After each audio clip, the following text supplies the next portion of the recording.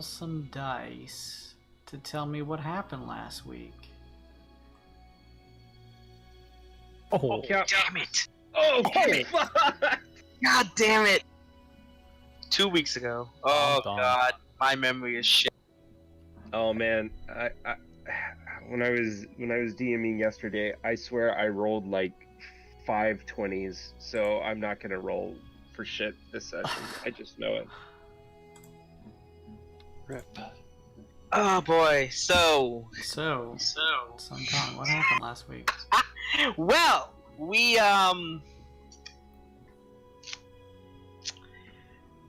traveled through space a lot. Wait, did Rinkaz roll? Oh, it was out. I was out half that session. I Oh, said that okay. we got on the ship, and that's about all. That's I know. fair. That's fair. Okay. Oh, sorry, son. I remember Aesop playing Ringcast and being like, "This is broken." Oh yeah. Because we got in this, we were flying through space. I remember this. We were flying through space and we saw this ship, and they seemed to be in trouble. So we jumped over and helped them out.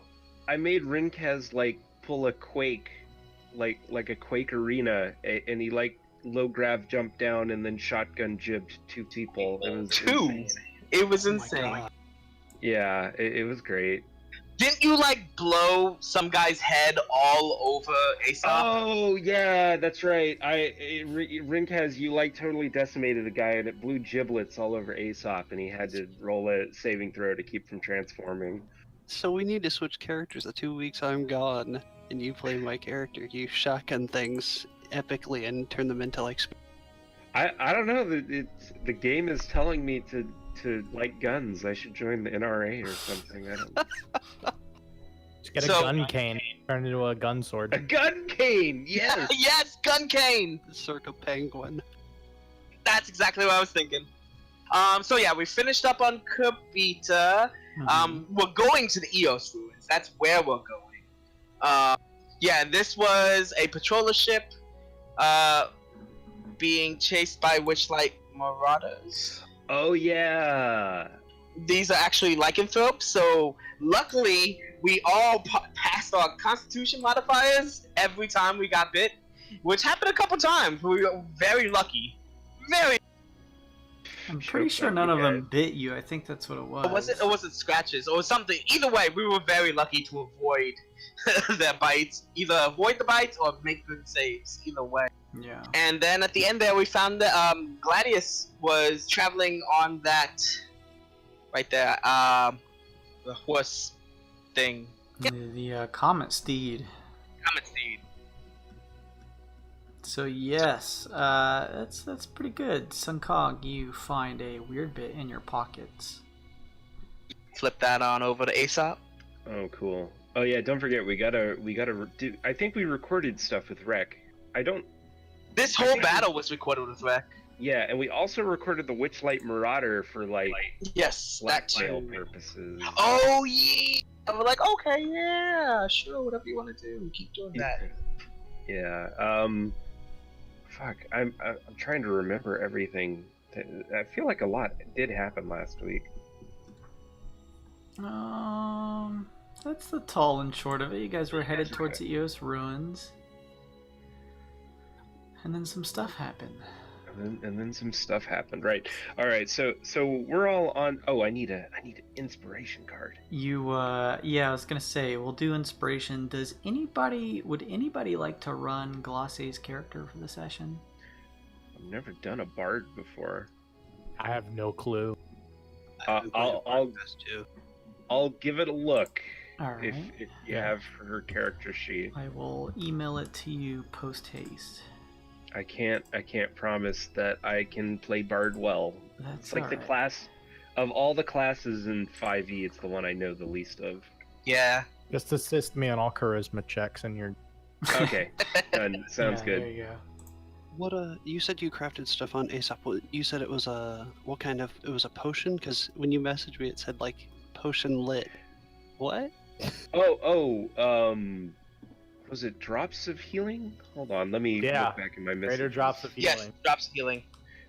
But I also made I also made potions too. So like, I just need to make sure that I have the right thing. Yeah, let's see. Greater drops of healing, yeah. What Yeah, I the did. hell do those do? So they heal as much as a regular potion of healing, but they're a bonus action instead of an action. Yes, that was it. Oh, that's so nice. Yeah. We all got some. Yes. So they heal 2d4 plus 2. Ooh, draw a card. There's your inspiration. Thank you everybody for joining us. As I mentioned last week, we'll save the roll call and anything you guys give us towards the end of the stream, just so that you guys can enjoy straight D&D until then. I got the lightning one again. I like that one. All right. You guys can trade if you'd like. Otherwise, we'll jump right into it. We may run. Remember what I had. We may run till 7. I don't know. May cut it a little short. We'll see. Okay. We'll see.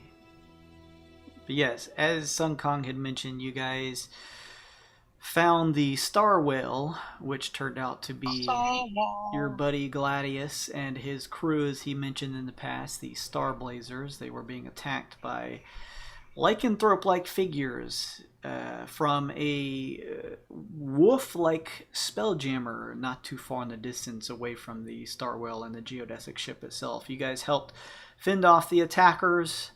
Well, you helped murder the attackers and presumably... Hey, that's defense.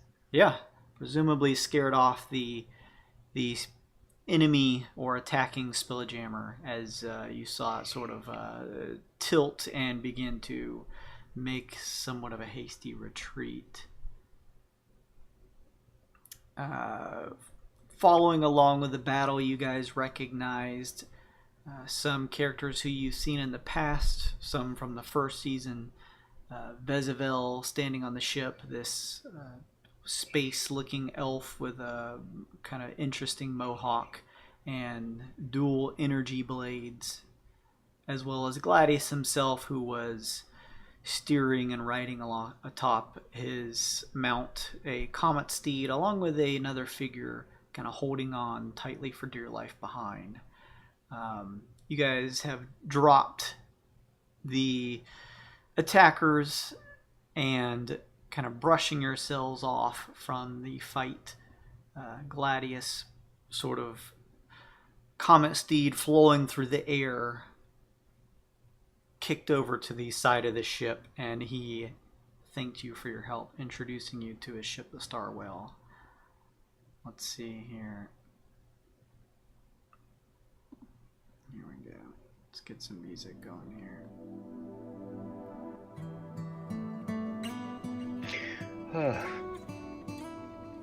Who were those wolf creatures? As you say that, Aesop, the others look around, and the gentleman at the, I don't know ship directions, at the southern end of the ship, with the walking cane in hand, steps over, and the human fellow. And I believe he introduced himself after I said his name by accident, so he went ahead and introduced himself. LaCroix looks over and says, those would be the Vodani, a nasty race, half lycanthrope creatures. Yes. I didn't expect to run into them so soon. I was supposed to keep an eye out for them. I am doing some research, you see. I say as I'm like scooping blood into a vial. Part of the Dark Trine, they say. A nasty sect of attackers who've been forming their forces against the patrollers, as well as all kinds of other nasty work across the Twixt. Glad we came along to be able to help you, though. I truly appreciate your help. Do you know anything else about this Dark Trine? Where they're located from? Do they have a centralized location, perhaps? From the stories I've heard, I believe they originated outside of the Twixt itself in one of the spheres. A trio of close planets, All three of them, the Skrull, the Vodani here, he says, kind of poking one of the corpses with his cane, and the Neogi are nasty, all of them, but they seem to form a pact with the close planetary systems of the three, thus the trine in the name, and from there they formed a healthy alliance. Despite them all being difficult per se to work with one another, seeing that they see differences eye to eye on many things, they can all agree on a few things: the slaughter of innocents and the enslavement of those that they see fit enough to do work for them. Very well. Outside of the Twixt, you say? Fascinating. I've Where's heard my reports from the patrollers that they've recently made their way into the Twixt and are causing trouble. We have seen an increase in ships related to them. That you saw back there being one of the Vodani spelljammers, mainly. I see. What were you saying, Rincast? I said I just raised my hand. You know, able workers. Cough, cough, slavery. Cough, cough. Oh. Do you think it's related to any of your history, Rincast? Being slavers and all. Well, the scene is they don't have good intentions. Slavers usually never have good intentions, and they usually, not saying they work, as you might have known from Yllaonna and I, scum follows scum a lot of times, so. Well, something tells me it's not the last we'll see of them. One way or the other, I would like to ask them a few questions if we can get them under more amiable circumstances. If that happens. Yeah, we could maybe buy some help and offer them a bit of freedom aboard the ship. You know, help a few. Why do you always try to put the worst people on our ship? Oh, these would be good people, honest people that were just taken from their homes, and if we're in a situation that we might be able to help them out. Okay. All right. I Haven't you heard of honor amongst thieves? Come on, Aesop. Aesop almost says we're not thieves, but then realizes we heisted a casino like 2 days ago. Blood money! Literally! Oh. And then there was that time with the crypts that we took all the money from the dead. That was not thievery. That crypt was abandoned. It was ours for the taking. They weren't gonna use it. Exactly. I mean, a corpse occupying a coffin, I mean, he's not really there to occupy it, is he? Exactly. Let's not dwell on it too much. Anyway, Gladius, hello. Greetings, friends, Gladius says as he kind of hops down from the comet steed. Glad to see you found your crew, your friends. I am much indebted to you for the help. We're down to help friends always. I believe you've already met Vezivel, he says, kind of waving a hand over. You see Vezivel sort of like running her hands through the pockets and stuff of a nearby corpse as you are kind of finishing your own sort of sampling of it, Aesop. She kind of nods at you guys. The other one here. Yes. Oh, sorry. Go ahead, Sunkong. No, I was just saying, yeah, we met her. We're fierce friends already. Fierce friends. The Dragonborn here, his name's Rasrash. He turns to you, Rinkaz, this large, plated Dragonborn who stands some 7 feet tall and just gives you a nod. Fellow scaly friend. And this here is the Captain LaCroix. You believe you've already met. Yes. Yes. Well, sorry for the accommodations here. If you don't mind, Vezivel and Rasrash clearing the clutter on the main deck here. Search the corpses, see what we can find. Well, it's our pleasure to help, of course. What are Wild Knots for, after all? A friendly group of other Wild Knots. It's always good to see friendly faces. Especially in our line of work, they have a particular understanding of the threats and dangers we face. We will just happen to be on our way to the Eos Ruins. Are you familiar? I myself am not, no. LaCroix sort of looks over at Gladius. Gladius comes to you guys, kind of stepping up and says, Yes, about that. This whole thing here with the attack by the Vodani.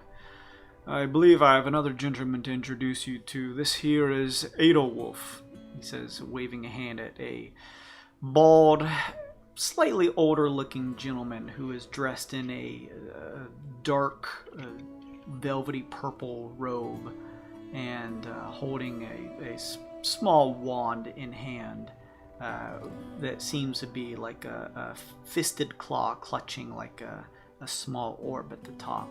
Very decorative. He has some tattoo markings on his forehead and a couple piercings in the ears. Very nice to meet you all, he says, bowing. Yes. How you doing, buddy? My name's Sun Kong. He reaches out a kind of gaunt, leathery hand due to his age to shake yours, Sun Kong. I clasp him, two-handed shake. Strong grip, I like it. Glad to make your acquaintance. Don't hurt the poor man, Sun Kong. Oh, my fault, my fault. Gladius looks around. I would have liked to have met under better circumstances, but you see, I met Edelwolf here on a merchant spelljammer, taking off from Halcyon. Well, I didn't meet Edelwolf necessarily on Halcyon, but this merchant spelljammer makes various stops, and we met at a certain point, together on one ourselves. He mentioned he had an artifact that he had collected from the Vodani that he believes is what drew their interest towards us. Oh, yes? He What kind of artifact? waves a hand. Edelwolf says, I have already showed this to the crew here, and they unfortunately are unsure about the exact implications of such a thing. Perhaps you could take a look. I'm certainly thankful for you helping to dispatch the nasty Vodani here on the ship itself. It seemed like they were trying to get into your hold. Perhaps, yes. Certainly, I'm sure this crew has many good things on the ship itself. We certainly do, LaCroix says, kind of running a hand through the linings of one of the corpses. He's like taking off some of the gear and stuff.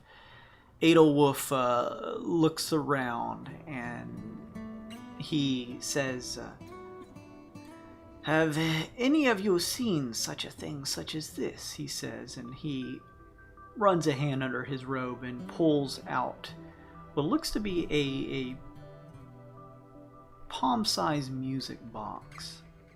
It is closed, and on the front center, a small round orb embellished on the front. Surrounding the sides is a interesting sort of dot marking. It looks very decorative, and you guys could make rolls if you'd like, but he kind of shows you this. So it kind of looks like this here. Just imagine without the key and the top there. Neat. What kind of rolls are you taking? Whatever you'd like to make. I don't think Aesop would know anything about this. Unless it's specifically, like, related to his past. You wouldn't know that any checks or anything like that. Yeah. So. You guys don't have to make any checks. He's just sort of like brandishing this out in the hand. Glosse's into music. Yeah. She'll make a check. Let's see. She's got. She's trained in intimidation. Goddamn. Yeah, she is. She's like trained in like every like charisma skill. She'll make an Arcana check on it. I'll assist on it. I try to remind her whenever she talks about how she gets disappointed with her not being able to do some of her abilities, that she could practically talk anyone into anything, so she shouldn't forget. Oh! Well, she crit the Arcana check. Holy shit. Thank you, roll 20. I'm glad that PayPal payment went through. Glosse, as she studies the box from a distance, feels a distinct sense of magical aura emanating from the box itself. Oh, okay. So there's definitely magic coming out of it. She goes, "Oh, Rincat, or not Rincats. Oh, Inviti, can't you identify what this is?" Yeah, I can try if I have a few minutes. Well, I suppose we have a few minutes while they're cleaning these disgusting doggies off of the deck. I love it. Do you have a place I can concentrate for a few minutes quietly? Well, anywhere up here on the top deck is fine for you to relax, LaCroix says.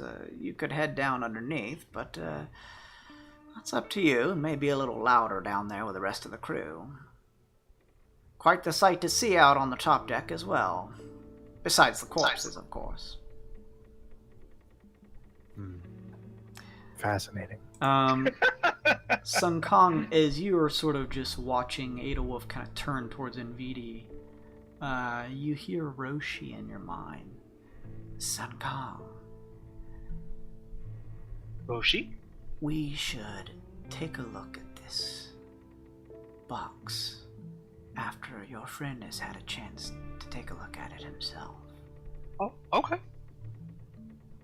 I feel as though there's something about the indentions around it. It seems almost familiar.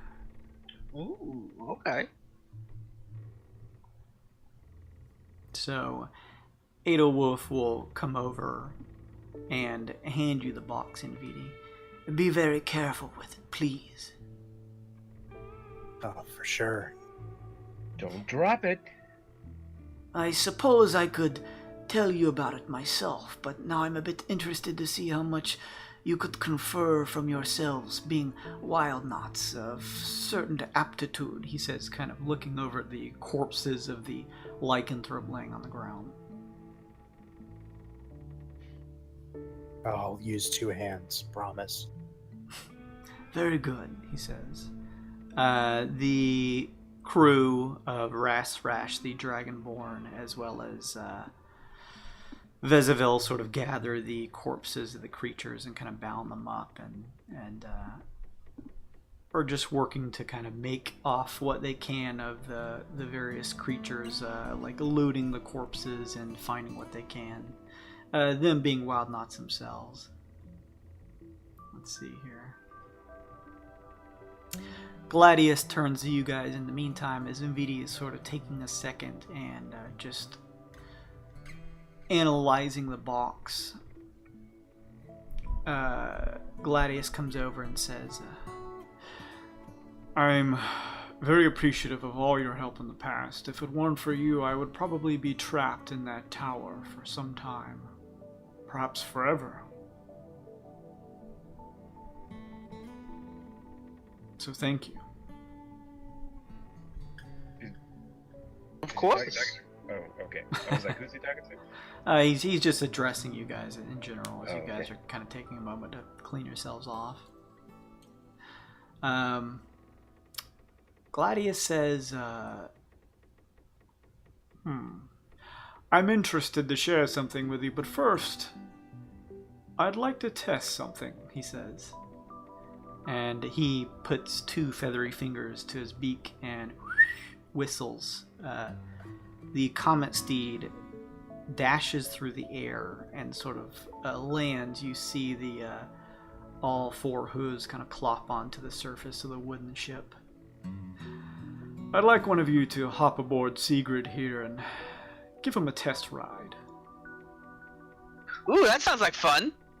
Of course he would volunteer. Sun Kong, you want to jump on? Yeah, I didn't know if you wanted me to make a check or anything. Sure. Well, no check to just kind of hop on. It's a relatively sized, similar to any other adult equine sort of horse that you've seen before, although there is a certain interesting looking pattern traced through the fur of the horse itself. The hairs over its body are mostly white. Its mane itself has a certain yellowish gold tint to it. And you do notice as it kind of kicks through the air that there is a bit of this sort of like dust trail that kicks up behind it. You take a second, Sun Kong, and sort of throw a monkey foot over the side and kind of clamber onto the comet steed. Good, good. Are you acquainted with riding various beasts or mounts, Sun Kong? Oh, I have a riding saber-tooth cat on the ship. A saber-tooth, you say? LaCroix perks up. Oh yeah, we're best friends. Quite an exotic beast for one to be able to handle such a thing. Yeah, he trusts me, I think. I have no idea why he likes you so much. Interesting. Well now, Sun Kong, I would like for you to take Sigurd here for a quick spin. I just want to make sure that you all could handle yourselves. You'll want to grip the mane and hold tight. It won't hurt Sigurd, but you'll need to make sure you have proper footing as well as placement on Sigurd, and you hold very tightly. Okay, yeah, I can do that. Sigurd will generally know exactly where you'd like to go by issuing left and right at the mane. Giving it a good kick at the sides will let Sigurd know that he can go where he'd like to go, at least in terms of where he's facing. It may take a second, but once he gets going, just like all comet steed, he will go fast. Woo! Excited! The comet steed Sun Kong, Sigurd sort of turns and kind of flaps its lips towards Gladius. And Gladius kind of pats it on the side. "A friend of mine," he says. And you see Sigurd sort of naturally sort of pick its front hooves up, and it sort of clambers in sort of like a 90-degree kind of turning towards the edge of the ship now, as if kind of knowing that you are wanting to ride it a bit. So what do you do, Sun Kong?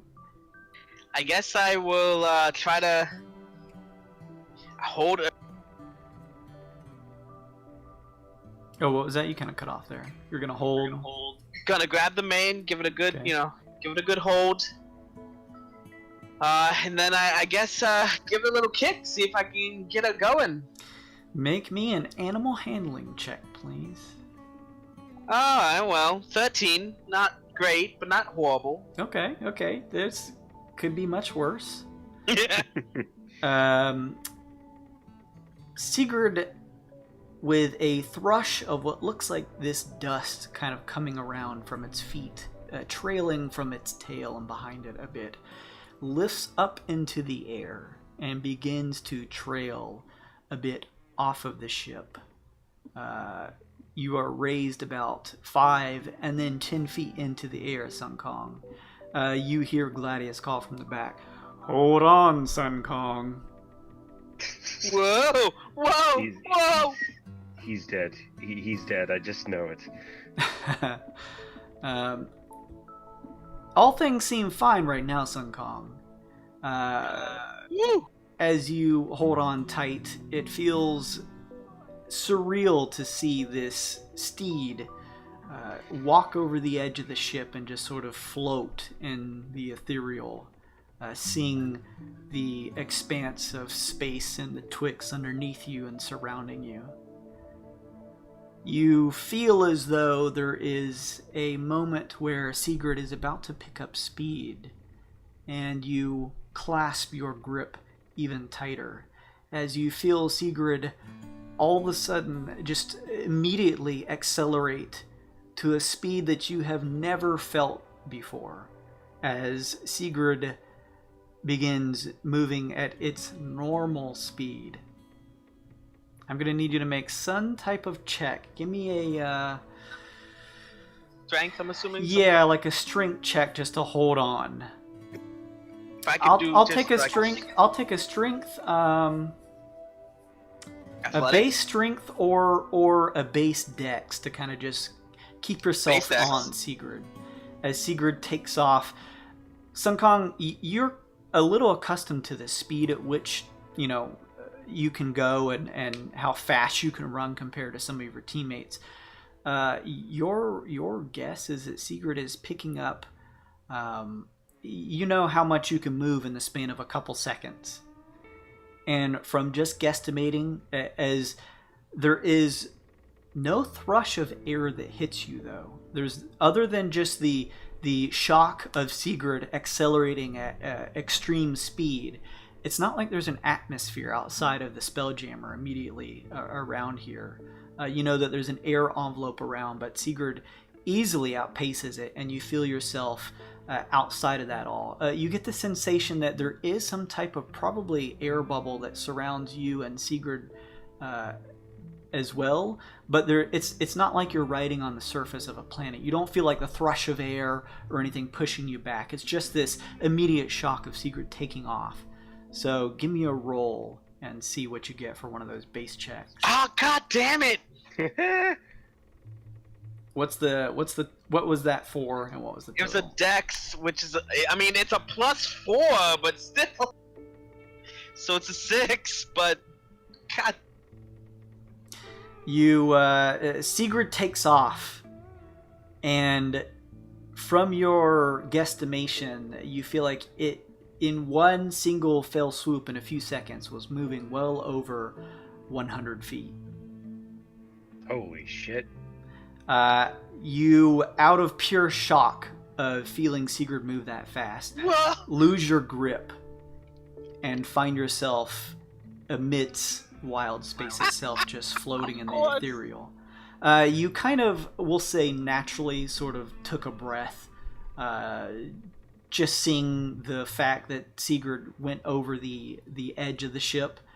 So you float holding your breath. There is no bubble surrounding you now, so you do feel the cold embrace of wild space itself kind of clasp around you, and you know to kind of hold the breath within you. You see Sigurd take off some ways and then turn, seeing that you have been lost from it. You hear Gladius behind you give another whistle, and you see now Sigurd turn and come back over. You hold your lungs tight, holding in this breath, and Sigurd, just as quickly as it left, some feet away from you, is now immediately up again, kind of moving itself underneath for you to just orient yourself and sit back on top of it. Whew. Whew. Oh. Whew. That was... Whoa. Gladius looks back over to Glosse and says, you guys aboard the ship now see that Sun Kong is probably 100 feet away from you now. And he looks over to Glosse and says, Do you have anything that could perhaps be bard-like and loud enough to tell your compatriot here to try again? Hold on, I gotta get into Glosse mindset. Try again, honey! You're doing great! Glosse pulls her mic staff up to her mouth and bellows this out. The sound emanates much louder, speaking through her magically infused mic staff. And Sun Kong, you hear this in the distance as you kind of settle yourself back onto Sigurd and take a breath. I throw him up a wave and a thumbs up. I heard her, and I'll try again. Sigurd another looks back at you and then looks forward. Alright, buddy. Let's try this again. And I'll give him a little kick, I guess. Alright. Give me another animal handling check. 14. Okay. You steel yourself this time, having felt the force of which that Sigurd moves. And you also notice that Sigurd seems to move a little slower, picking up acceleration than it normally does. But you feel the jolt as you're immediately, it's like you're standing in one spot and just something just pulls you. You feel your neck almost snap back as the speed in which Sigurd moves. Those of you watching see this trail of this dust. It almost reminds you of the namesake of the comet steed as it sort of forms this tail behind it of this dust as it just shoots through wild space. Give me another strength or base dexterity check at advantage this time, Sun Kong, since it took a little time to pick up full speed. I'm still amazed he's not dead. 16. Okay. You look back, Sun Kong, and now see that the ship of the Starwhal, as well as making out sort of the general outline of the geodesic ship, the Nimbus, even though it's sort of camouflaged with the glass steel panel, so you can kind of just make out the refractory border of it. It is quickly disappearing. You are traveling at a speed you've never felt before. It's cheeks are blowing back. Well, there's no air. Give me some type of check to try and figure out exactly how fast Sigurd is going, if you'd like. Oh, I'll make a bait. Can I watch and make that? Yeah, anybody can. Kind of watching this comet steed just pierce through the air. Let's do a Or wild space, not air, technically. Perception? That's fine. Investigation will work as well if anybody has a decent investigation. 12, not great. He's going really fast. Sir, he's gone glad. Anybody else want to make a check? You don't have to if you don't want to. I'm amazed at the sight. I would not. We've been waiting to see these things up close for a while. I'm currently studying the music box. No, so okay. Yeah, that makes sense. Sun Kong, did you want to make a check on top of Sigurd? I guess I can try, yeah. I'll say for this you'll get advantage since you're sort of able to feel the force of it as well as kind of see the distance you traveled. 17 then, perception. All right.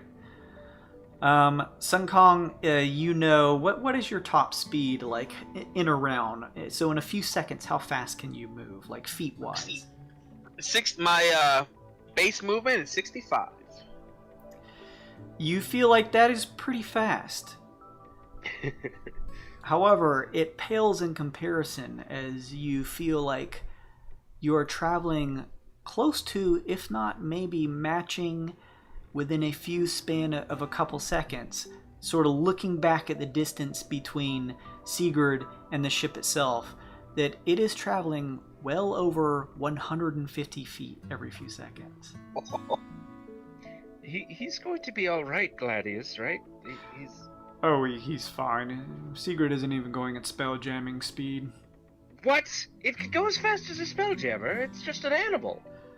Yes, there are creatures out there who have a natural ability to reach spell jamming speeds itself.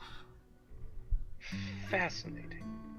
It is a part of the chemistry of the comet steeds themselves. They are not land-born creatures. They naturally travel through wild space, though they tend to stay in herds at times for a few months grazing on separate planets. How about that? You guys watch, and Sun Kong, you feel the freeing feeling as Sigurd moves. You feel the sensation as you sort of pull just a little bit to a side, that Sigurd kind of shifts that way with you, and you kind of feel the fun as you kind of begin to move to the left and right and feel Sigurd kind of shift in that orientation, and you watch as the stars and nearby planets that are in the distance, a bright spiral of what looks to be something in the far off distance that's brightly lit in a swirl, kind of giving you these landmarks and locations as you just move at a lightning speed wherever you like. Okay, wow. When he's ready, Gladius turns. He'll come back. Oh. Good. Good. Gladius just kind of leans over the deck and watches. Sun Kong, do you do anything particular while in Sigurd, or just get ready to head back? I'm gonna do the old-fashioned try to do a loop-de-loop. Okay. You are in wild space. There's no check necessary. You pull up and don't feel any change in orientation other than this strange sensation you feel when, as Sigurd seems to be just traveling almost straight up, what it feels like, you now see the Starwhal in the distance, although now it is upside down. Oh man. Whoa! Guys, this is awesome! There is a small envelope of air surrounding you. However, it's not big enough to actually create a sense of gravity here. So even doing a loop-de-loop, there is no sensation of you falling as you hit the top being upside down. Just the strange feeling of seeing everything else turned and oriented upside down. It looks like everyone else is upside down and you're right side up from the feeling. Sigurd continues the arc, doing a full circle and a loop-de-loop. And you now see the Starwhal in the distance reorient itself correct with you. Everybody in the ship kind of sees Sun Kong do this just massive loop in wild space in the distance. Impressive. Anything? Yeah, I want to talk to what was the horse's name again? Sigurd. I want to talk to Sigurd. I'm like, all right. So I want to go up. Let's go up, like above the ship, and then straight down. Like it looks like we're gonna crash, and then just stop on the deck. Oh no. You think you could do that? You think you could do that? Oh no. I like pet his neck, see how he responds. It puckers its lips and blows. You almost get a strange sense that it is almost laughing at you asking it to do such a paltry thing. And there is a sense that you should tighten your grip, as within a few seconds, Sigurd is now above the Starwhal and begins heading higher and higher above it. Alright, let's do it! Woo! Similar And I to tighten a roller coaster, Sun Kong, although you guys don't know what that is, but you watch as Sigurd comes to almost a stop, and you just feel the slow sensation of Sigurd turning its body so that you can look straight down at the ship. Oh boy, Gladius says, looking with a hand up to his eyes to kind of cover some of the nearby starlight. What is he doing? He's attempting something that could be dangerous, but you are wild knots after all.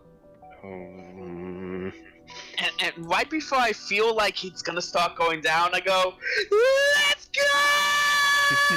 go! Hearing this, Sigurd takes off at, again, a speed you are completely unaccustomed to. Give me a base strength or base dex to hold on tight. Oh, thank you, Jesus. 18. All right. You watch as the Starwhal, the speed it's going, it almost feels like the Starwhal is just coming after you. It doesn't feel like you're actually approaching it because it's just so fast. It almost looks like the Starwhal is just heading straight towards you at a strange angle.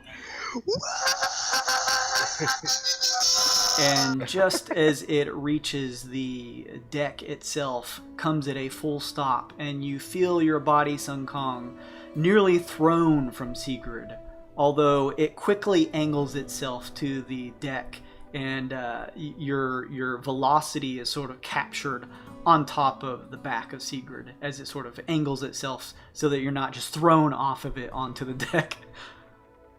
I feel like I'm at an air show. It lands softly onto the deck with its hooves. Are you all right, Sun Kong? That was... Oh, you gotta try this! I'll pass. Woo! I thought I moved fast. They were moving so fast, my eyes couldn't keep up. I could feel them though. You did quite well out there, Sun Kong, with a little bit of getting used to it, initiation, if you will.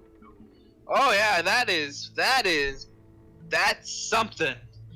Wow, that is speed like you can't even imagine. The comet steeds, in the span of a few seconds on land, can move about 60 feet. But they can also naturally fly at a speed of just over about 200. Goodness. Whew. Whew, I don't even know. That would be great. Was he not going full speed now? Oh no. Apparently not. Provided that there are no objects, or for example, if they break the planetary atmosphere of a place that they stay at, and provided there are no immediate things like comets or asteroids, any fields such as that, spelljammers themselves that would break them out of spelljamming speed, they can travel almost as fast as any spelljammer. That was nuts. I'm glad you had fun. There was a reason behind all of it, he says. There is a place I would like to share with you all. He tells you of a particular set of coordinates in the Twixt and tells you It's a place called... Hang on just a second here. Let me look in my notes. Hang on just a moment. I named it one thing and then I named it something else.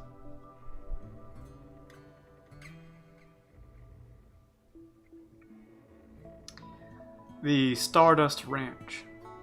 Stardust Ranch. A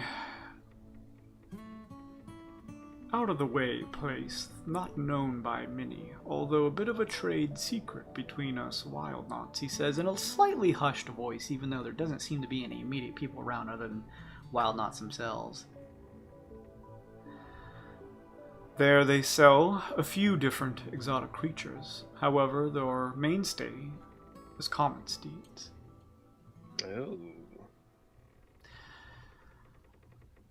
Consider it a gift to let you in on this. Adult fully trained steeds are a bit of a rarity, but with some convincing and a good helping of coin, you may be able to land yourselves one. Very nice. We'll have to keep that in mind. Such a creature could be useful. Quite useful. Certainly, in terms of scouting, it can't be beat. The comet steed can attack, though it prefers not to, and considering its speed, it generally has no enemies. It can outrun nearly anything. An apex predator. Well, an apex fleer, if anything. I'm glad you had fun, Sun Kong. Gladius. That was awesome. I'm gonna hop off. Do you guys want to try? I think just watching was enough for me for now. You're missing out. Some time passes, a few minutes. You guys share some words with Gladius and LaCroix. Invidia, you finish studying the small music box in your hands. What was the spell that you were casting and what was the details of it? Identify? Okay. Identify would be, according to my sheet, you choose an object that you must touch throughout the casting of the spell. If it's a magic item or some other magic imbued object, you learn its properties and how to use them, whether it requires attunement to use, and how many charges it has, if any. You learn whether any spells are affecting the item and what they are. If the item was created by a spell, you learn which spell created it. If you instead touch a creature throughout casting it, you learn what spells, if any, are currently affecting it. As you hold this object, you definitely sort of, between the previous conversation, get the sense that it is some type of magically enchanted music box. Using your... What did this... Is this like a 10-minute ritual? Is that what this is? Yeah, I'm using Identify as a ritual. Okay. So you... It's 10 minutes instead of 1. Gotcha. Okay, so you kind of sit there and take some time to figure it out. You get the sense that the magic originated from some type of elvish origins. And although you may not know the full details of the spell that was placed on the item, it has something to do with some type of soul entrapment. Oh, God. Phylactery of sorts. It doesn't sound very nice. It's a what? What is that? It would be a place to store someone or something's essence, whether to protect it or seal it away. Mind if I see it?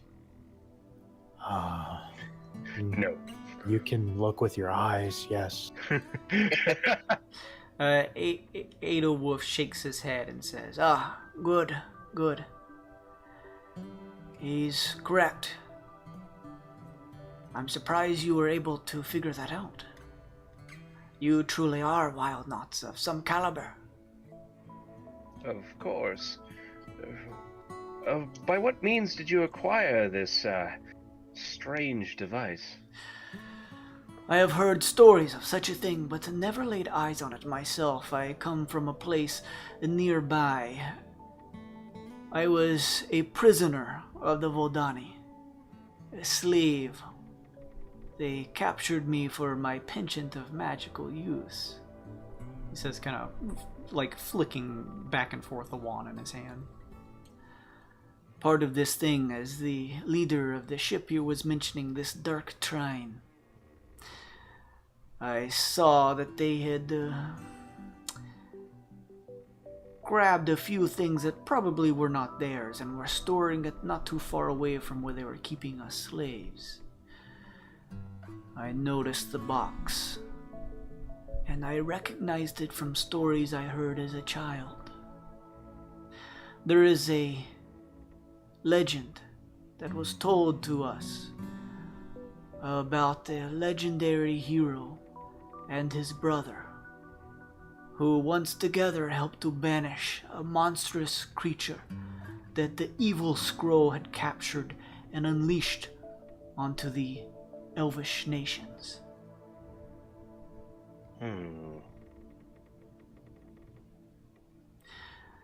If this box has been removed from its place of origin, and the stories are true, I fear that the monster may have been set loose upon a particular world. But I unfortunately do not know of its origin. I was hoping that between the two of your groups, perhaps we could figure it out. Yeah, we can't just leave that thing out there if it's loose, and if it's not, I mean, if it's evil, I don't know.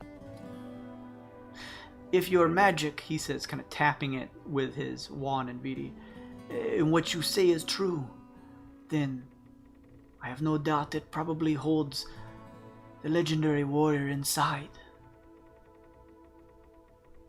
Can I pull my hood down and detect magic to see if it's active or if there's some sort of energy currently working with it, or if it's dormant because it's separate? You pull your hood down and just sort of run a subtle white light kind of piercing through the palm as you kind of run it, like it's spaced a little out from the object, but kind of running it around to sense the magic. With your detect magic, you get a little bit more detail than sort of like Glossie's Arcana check. You do sense that there is a magical aura emanating from the object. But yes, Nvidia, from what you said, you could make the hypothesis that it is it's reading a lesser aura than what you would assume the normal magical artifact that you may have in your possession would emit. Can you tell me what school of magic? This would be conjuration. Very strange. Yes, definitely fascinating. The stories of the creatures that the Dark Trine unleashed upon the worlds. Horrible monstrosities. No doubt you heard of things like the Marauders before. We have heard of these things, yes. I fear if this has been taken from its place of origin, then another one may have been let loose. I say we figure out where it came from and return so we can awaken the warrior and help us take down the creature. I kind of look to the rest of the party pensively, because it sounds like they know there's a Witchlight Marauder, and we kind of saw one. Yeah. I suppose so. We may, it may be hard to believe, but we've probably seen this Witchlight Marauder that you're talking about. Oh, there is more than one in existence. Oh. Good. Though they said Good. after the Unhuman Wars, some while ago, that most of them were wiped out.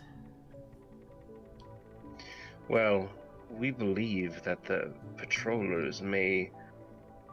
I don't know if control is the right word, but they definitely seem to have one pacified under their sway. Yeah, it seemed. Yeah, it was with them. It definitely seemed like it. Possibly influencing them with some sort of control. You hear LaCroix say as you kind of turn and see him sort of like pulling and twisting at his mustache. I've heard rumors of such things. Hard to believe they would be using such creatures like that, though. Then again, if they were to actually find a way to get control of such things, I suppose that would help put a dent in the Dark Trine's presence here.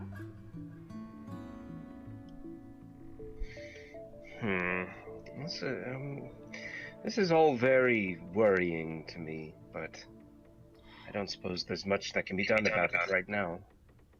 We have to help. Interesting to use the weapons of your enemy to ensure that they don't rise up again. I suppose. I would say a bit of moral ambiguity there, but then again, we're all wild knots. Moral ambiguity is a bit of our wheelhouse. I don't know what you're talking about. A little familiar. We're good, honest people. Aren't we all? He says with a bit of a smile. You can see one of his teeth made of gold. I smile, Well- look at him, laugh, pull out my flask, take a drink, and just nod. Well, Invidi, do you have anything else you'd like to do about this box? If not, I suppose we should be on our way soon. Are we keeping it to unlock? To what? I think you cut out there. Are we gonna keep it to unlock it, or do we want to give it back? Did you find out where it could have come from?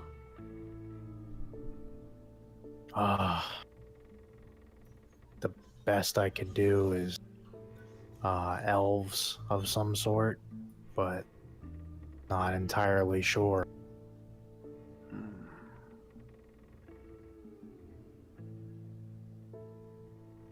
There is a place not too far away from here.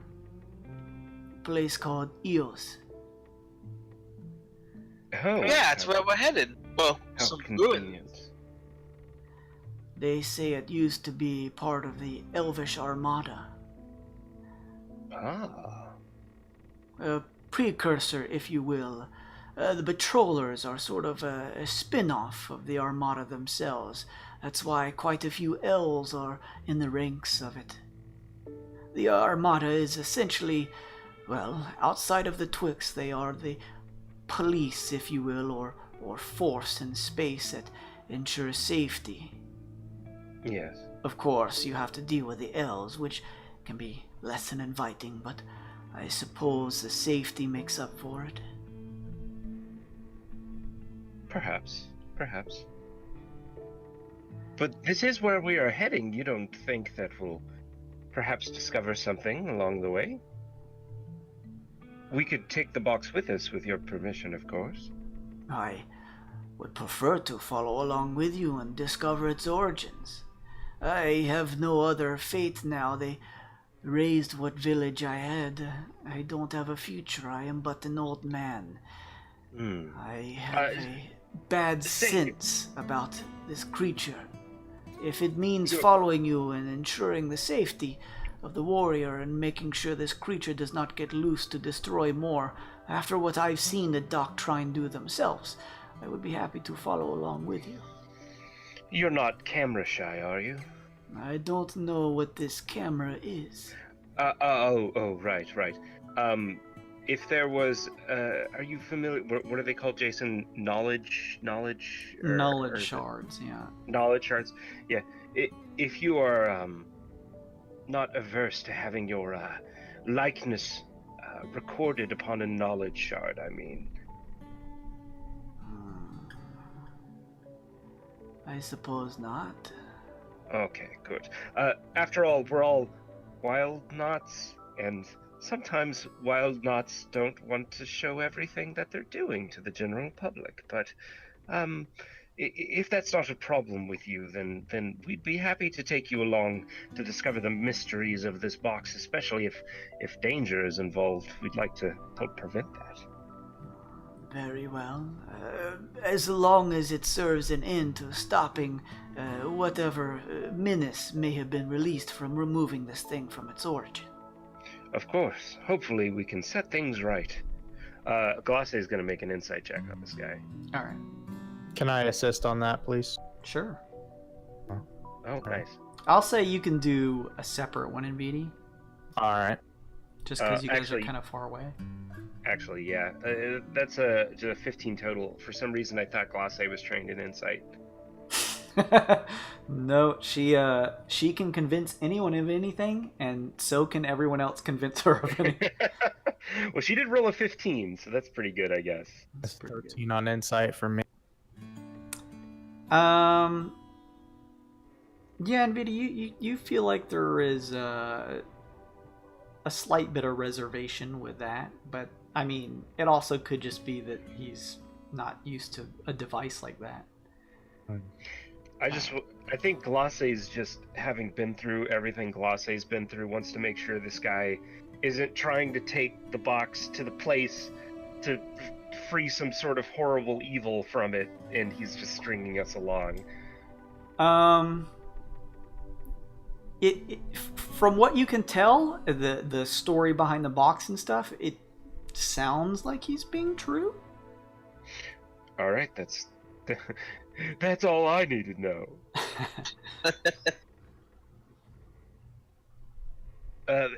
Very well. Pardon me. What was your name again, sir? My name is Edelwolf. Edelwolf. We would be happy to bring you along. We're already heading to the Eos Ruins, so of course. Oh, very well. Perhaps you can continue studying the box, finding whatever you can about it. Even if the Eos is the place it needs to be returned to, I am unsure of where exactly we should take it. The origins, I should say. I suppose in VD you'd be the best one to do that. Yes, I agree. I'll hang on to it.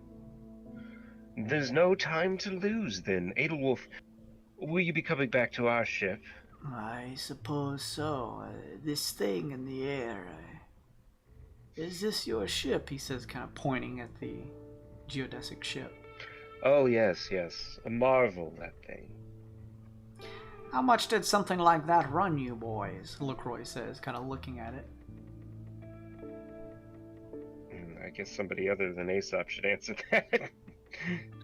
The ship? Seems pretty high tech, considering that we could barely see it even though it's a few feet away from our own. Quite the defenses. Yeah, it's kind of priceless. Oh, I see. Cheeky, he says. Well, Wyld not secrets are his own, of course. I'm sure each and every one of us have our own. Still, we're grateful for your help. This place, the Eos Ruins, you said? Is that nearby here? I think we're, what, like a day's travel away? Yeah, I think we were a day's trip, yeah, from here. Huh.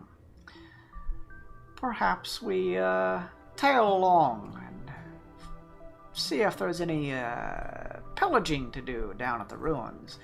Considering it sounds as though there aren't a lot of people there, at least from the whole ruin idea. I don't have a problem with that. I look to the rest of the party. Fine with me. Of course, yes. I mean, of course Sun Kong and Aesop would be the ones that say it's fine. We've got a little bit of cleaning up to do, but perhaps we meet you there a few hours in. That sounds like a plan, I think. Very well. It's the least we could do, and perhaps both of us will come across some treasures. Oh yes, I'd say if it's in old elvish ruins, there's plenty of things ripe for the taking. Exactly. Those types of boys hid all kinds of magical instruments around. Goodies that sell for a high price in certain markets. Yes, yes. To the Eos Ruins, then. And, Edelwolf, your hip's okay? You can do a little jumping? Yes, I could do this thing you ask. I am not that old. Sorry, sometimes it's hard to tell with the tokens and everything. Of course, of course. You can only see my head. Alright, I guess, guys, is everyone ready to go back to the ship? Let's go. Alright. Gladius kind of does a round of just shaking your guys' hands. Thanks again, friends. Perhaps we'll see you in another day or two. Yeah, for sure.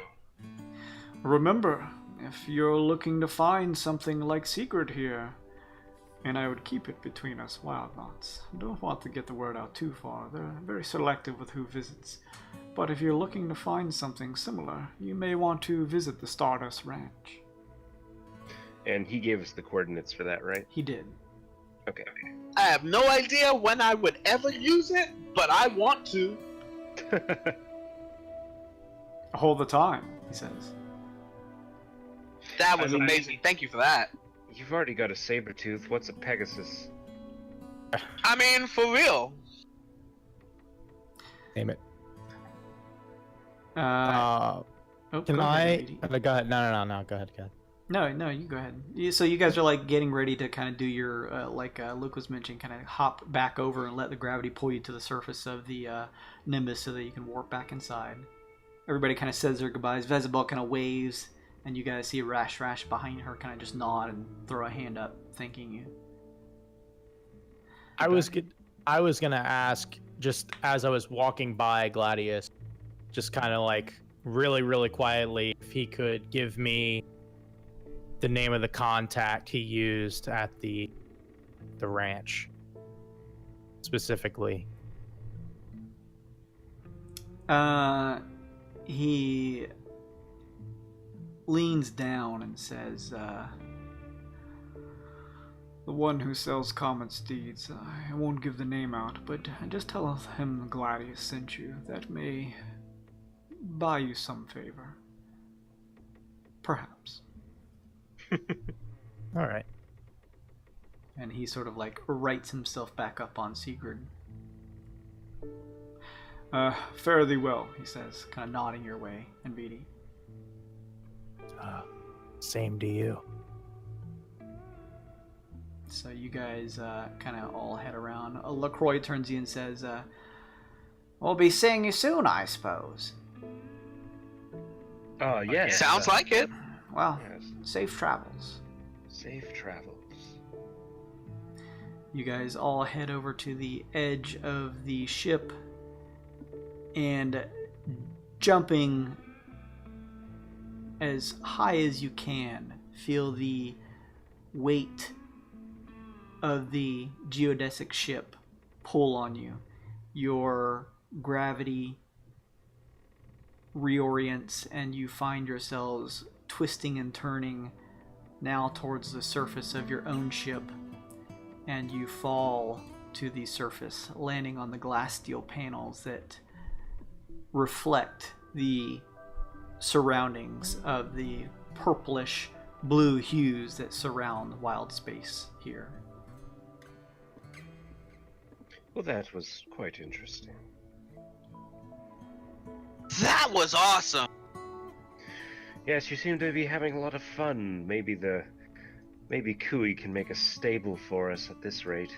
Yes, I want one. I mean, we have a stable in the farming area, but maybe we need to expand. I mean, We do you think a beast like that would really be happy in such a tiny stable? No, maybe we could take it out daily for For flights or walkies. For walkies. Yes, that sounds nice. Secretly, Aesop likes the idea of Sun Kong having access to flying if he's going to give Subject 22 wings at some point. True. What? But he doesn't say that. Oh. He's just supporting Sun Kong in his desire to get a flying horse. Oh, yeah, makes sense. Wouldn't we just be able to let the horse run alongside the ship? Valid Oh. point. He did say that. Yes, it could travel as fast as the ship. But maybe something for another day. It depends where the coordinates are, I suppose. We could always swing by on the way to somewhere else. Let's check out the map. Uh, On screen number 2. You guys, using the crystal communicator, scan each other, and with a flash of light, find yourselves inside of the geodesic ship, with Edelwolf included.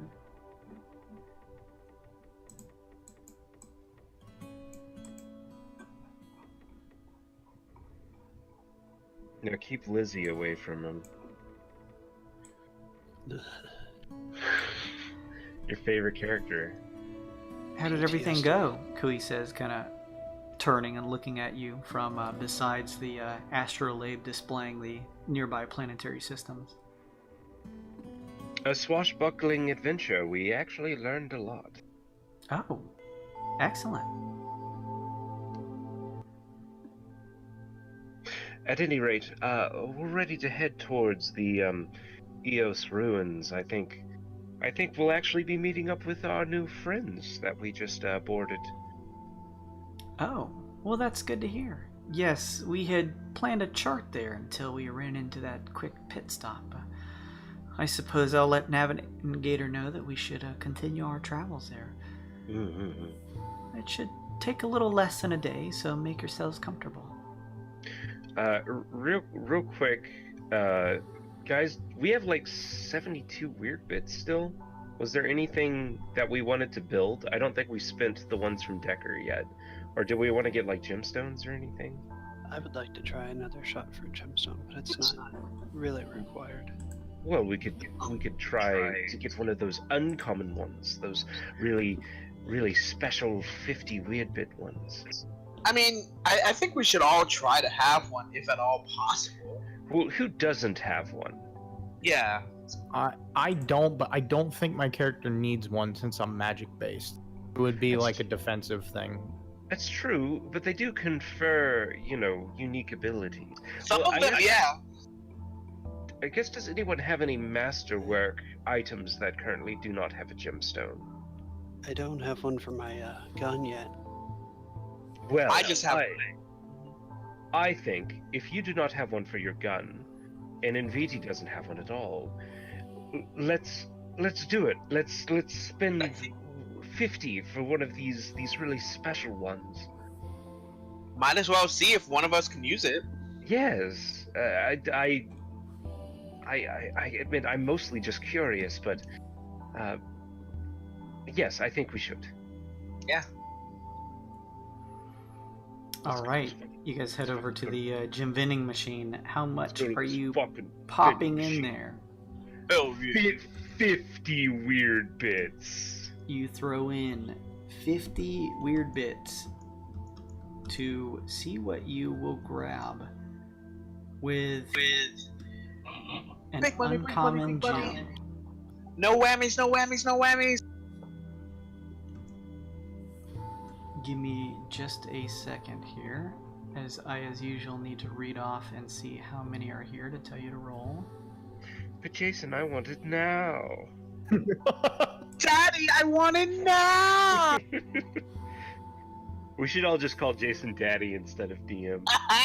Daddy, I can't see me. Daddy, it's so black. Daddy, it's dark. So Daddy. this It'd be a great way to play fourth wall breaking warlock with the DM as the patron. Oh, hell yes. Yes. So if Yes, any of Daddy, you, give me 20. If any of you viewers out there feel that we should call him Daddy for the day, feel free to donate weird bits to the Wyld. Totally would do that. The wolf is frowning right now. It's definitely Is it Aesop? Are you the one pumping in the 50? Yeah, I'm just Oh shoving yeah, it. Aesop's pumping it. Give me a God. D42 roll if you would. 42. All right. And then, well, now that we have this gemstone, whatever it'll answer the be, universe. we'll save up for another room after this. 20. All right. That counts as a crit, right, Jason? No. Oh. We get the best one in there. A rose red gem hits the bottom of the slot, Pretty. and you pull it out with a crow-like hand. Or a feathery hand. I'm not sure. They are crow-like. They don't. Crow-like, okay. Yeah. You can, as typical, spend the 10 minutes to look over I'm gonna this item. Yeah. I'm gonna stare really intently at it for 10 minutes. Alright. Looking at my ring, which has the black gemstone in it, I'm like, whoa, it's definitely not the same as mine. This is an uncommon gem. It took you 50 weird bits to get. Exciting. You take the time to find out that it is a garnet rose red gem, Mm-hmm. and the magical properties instilled in it is charm person at will. Whoa! Give it a gloss. Well, Glace doesn't need it. He has that. True. Charm I mean- person at will. Any of us could use that, I mean, honestly. Jean is rather charming, but Inviti. Oh, I do think Rinkaz could certainly use a bit of diplomacy. I pull out my gun and start scratching the side of my cheek with it. What are you talking about? Oh, well, all right. I come back and I tell everyone what it is and ask what they think. Who do we think should take it? Honestly, it's useful for anybody. yeah, it really is useful for any person. I think. I would say somebody with a low social abilities, just to give them an extra gadget. I think so. I think, Inviti, you seem like you can be pretty likable when you need to be, and of course, Glace is Glace. So, Rinkaz, why don't you make your gun a little more persuasive? This is a robbery. Give me your money. No. Don't turn it into a murder.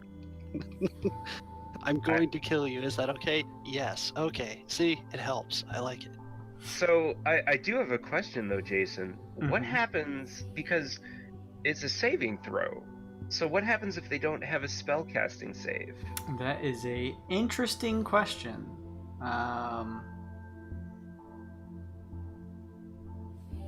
What if we More do not persuasive have an than answer? Big Deborah. Let's think about it. This. What would your saving throw key off of? I guess, yeah, would it be like a skill check? Oh, hold on. There's usually an answer for this. It would be whatever the Battle Master keys off of. Battle Master Fighter.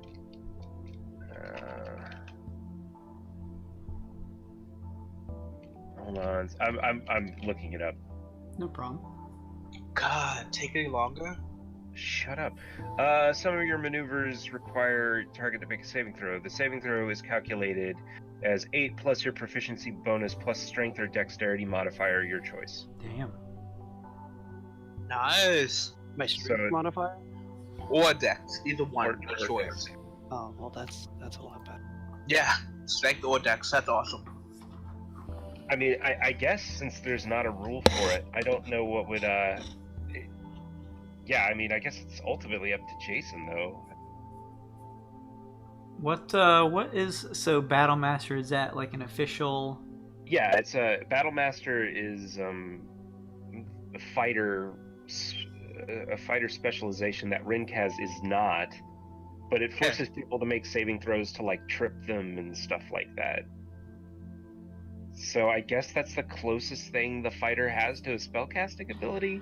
And Either that or Pretty or good though.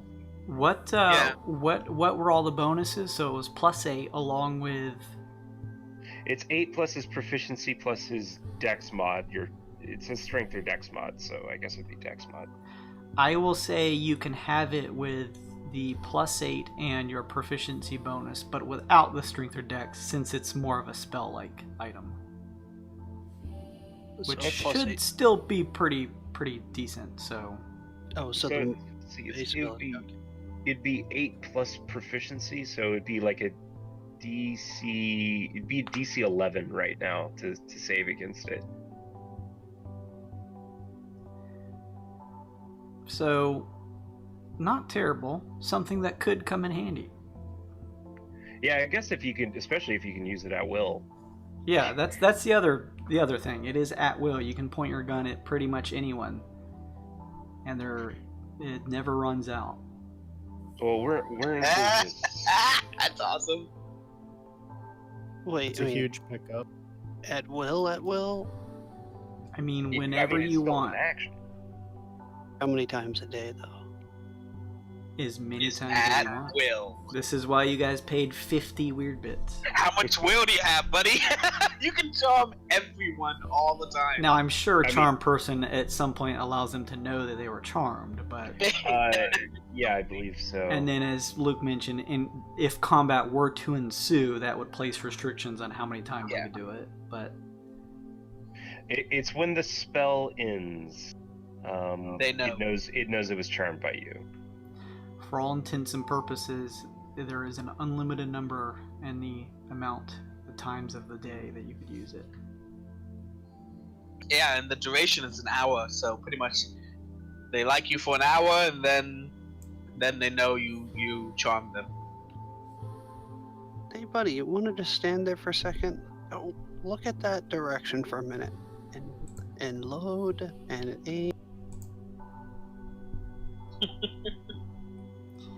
So you push the ruby red garment into your gun, Rinkaz.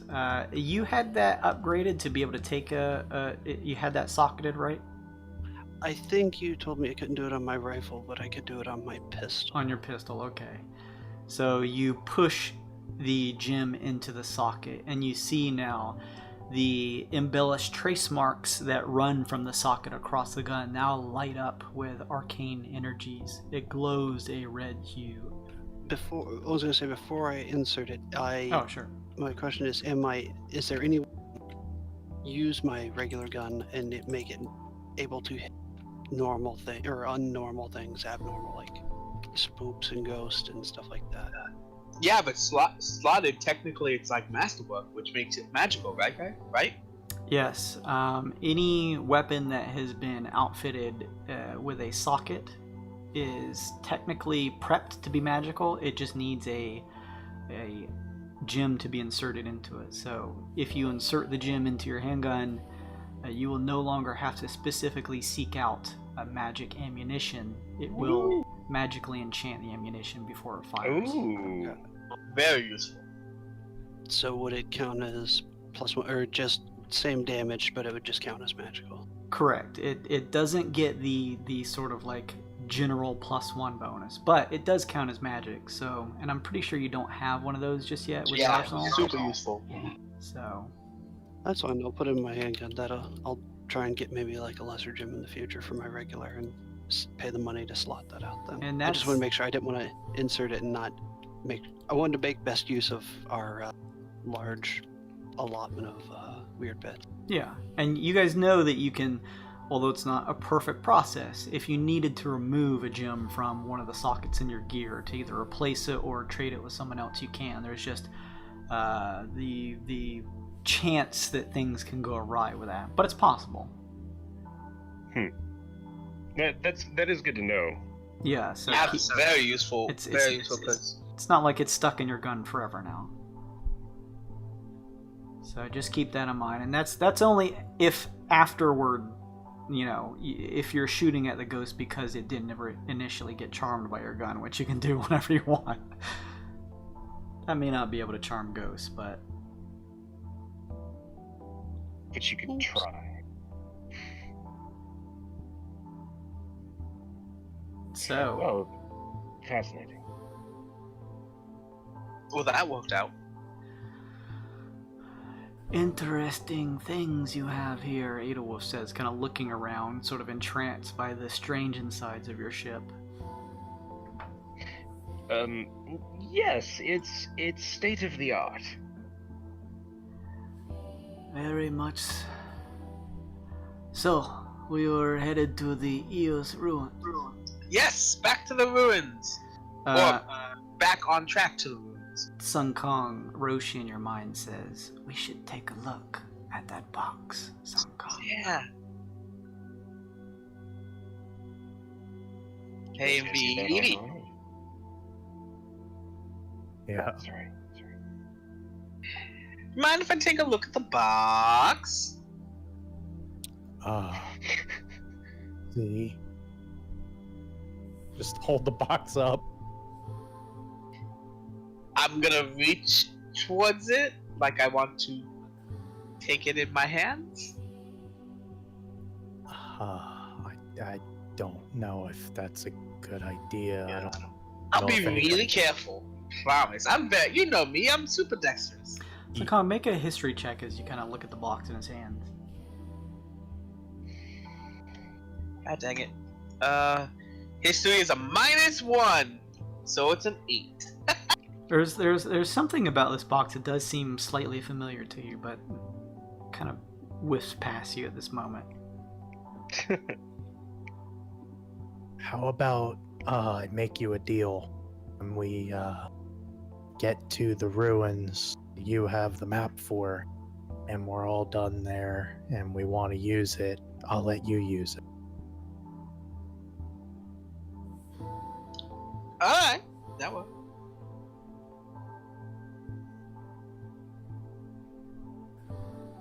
So That's I'll hold out my fist for a monk fist bump, to agree on. fist bump. And while we fist bump, I want to give him guidance. Extra 1d4 in his next roll. Okay. Ability check of choice. As you guys are finishing, Edelwolf says, I don't know. We can head to Eos, but admittedly, I don't know where this place may be. Whatever you can do to try and figure it out. Actually, Sun Kong, do you know exactly where in Eos you need to go? I Not assume your specimen inside of you will guide the way? Once we get there, he may have an idea, but yeah, possibly, I guess. I don't, Sankang. Actually, you know what? He might not. Now that I think about it. Well, it looks like we have a bit of exploring to do then. We don't know where we're going. Not at all. Well, at least look on the bright side, everyone. At least we'll get plenty of footage for Lushy. All right. You guys kind of spend a little bit of time to go back to your places, run a little water on yourselves, kind of clean yourselves off from the battle against the vicious lycanthrope creatures, the Vodani on the ship, so you can rest and heal up. Are we like 8 hours away? Yes, it would be a long rest away to where you Okay. can spend that time. I'm just gonna go watch TV with Stray. Yeah, man, this show's so good. Let me get you up to speed on that. Yeah, you see that right there? Yeah, that's the main character, and they're about ready to go into a side plot with these two characters right here. Edelwolf turns to you, Aesop. Is one of you the person in charge here? I think that is de facto goes to our resident star, Glace, although she's been uncharacteristically quiet today. He turns to her and says, if the rumors of these stories I heard as a child are true, you should be prepared. Oh, honey, I'm always prepared. I truly mean it. The weapons that this scroll used, not just this scroll, but orc and goblin kind in the past, back from the days from whence the story originated.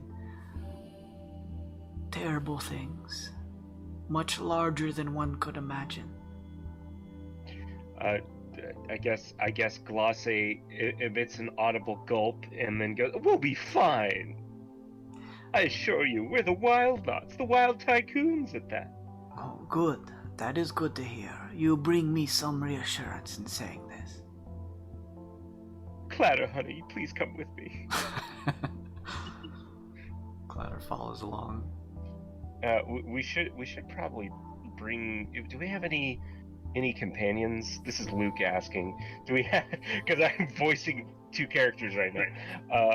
Do we have any companions we want to bring with us if it's going to be like super dangerous?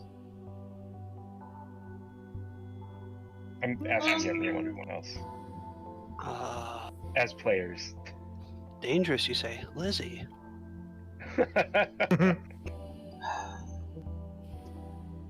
Well, we've got just scrolling through the Inoki, Clatter, Chunk, Hush, Old Ganny. Slime would be decent, right? He's a combat guy. But I think he's just a follower. He doesn't have like a companion card with powers. No, it's Inoki, Clatter, Chunk, Hush, Old Ganny, and the. Well, he won't unless he comes with us. Yeah, I'll bring Slime with me. Oh God.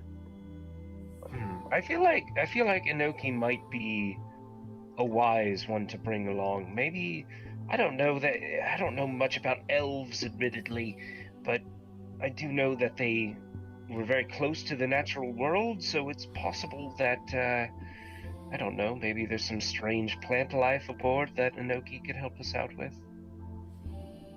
Also, he's helpful to have in combat.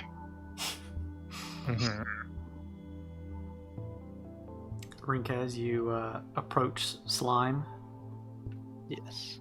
you see him tending the garden of oversized and overgrown cabbage that you guys grabbed a few seeds from back when you first started your Wild Knot expeditions back on Farngus. He looks up and sees you.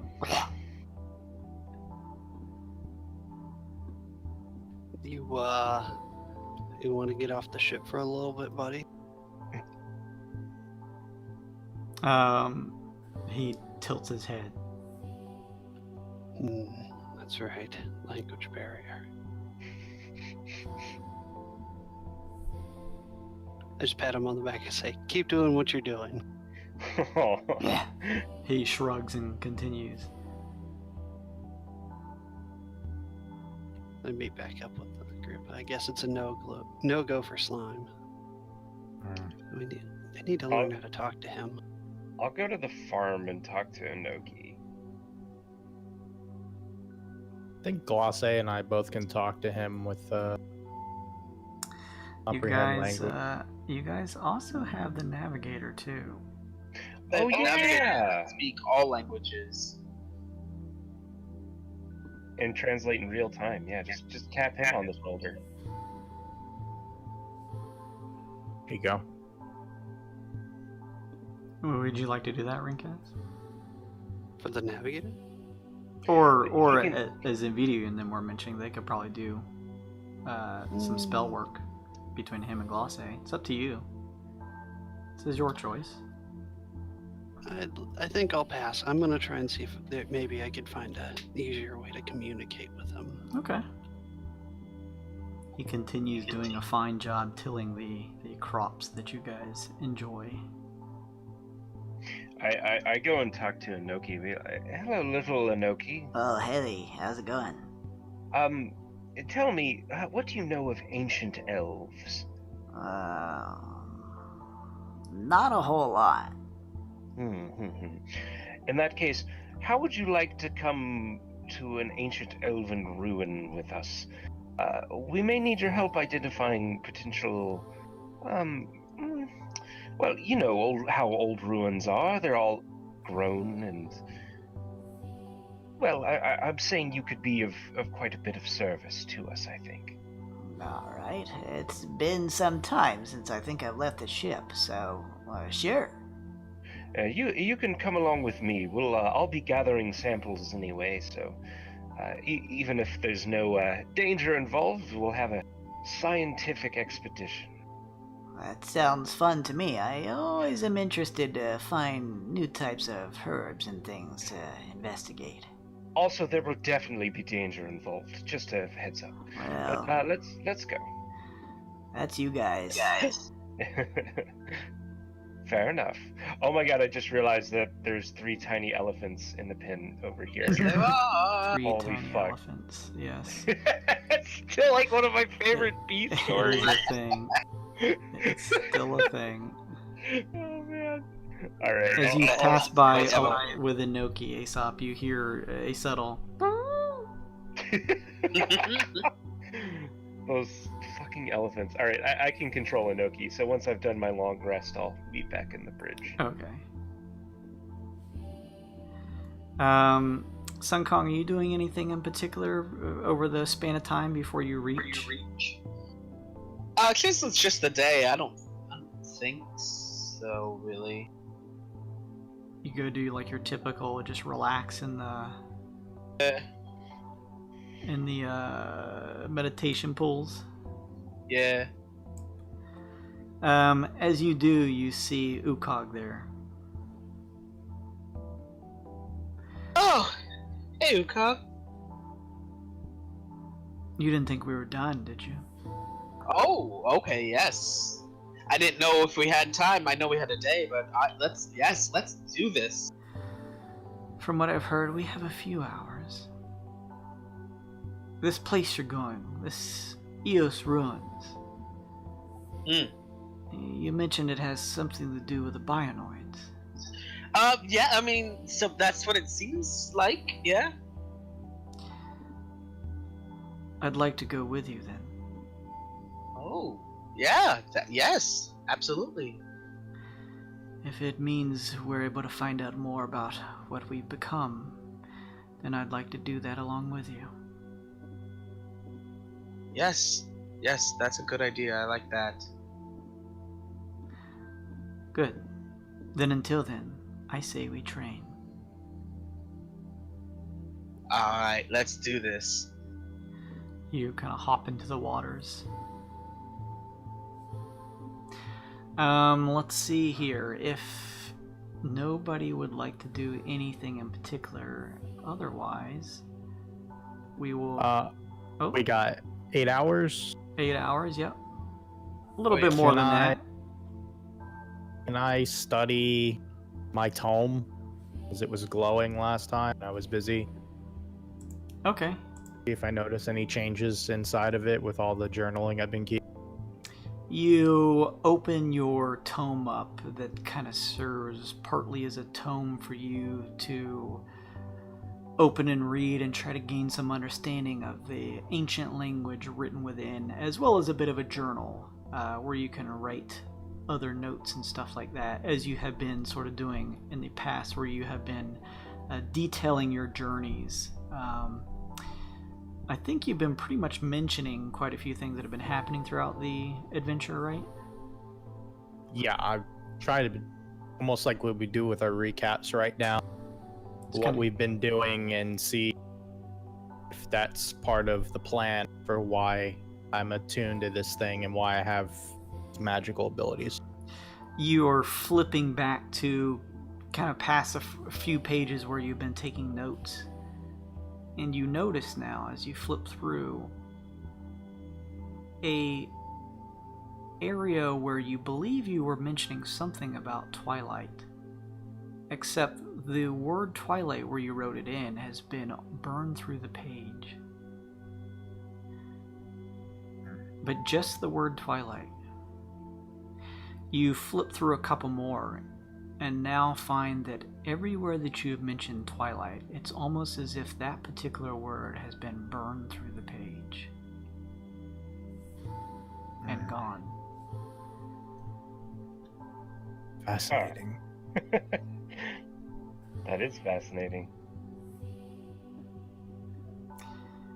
Based on your guys' coordinates, you have unlocked the Stardust Ranch destination. Nice. With its Oh yeah, that's kind of out of the way for us. Yeah, but you have it on your points of interest. Good to know. Anything else in VD or anything else anybody? Otherwise, you guys can travel to the Eos Ruins. And I, noticing that, can I make a new entry asking, how do I phrase the question? Asking if there's harm in mentioning that thing that's been undone in the tome. And then mention next to it the things on Curbita that we learned about. Okay, But leave the specific word twilight out and just refer to it as what can't be mentioned. Okay, so you pin this into the book, hoping to hopefully elicit some response from your particular patron. There is no immediate response, but you Right. hope to maybe see some results in the near future.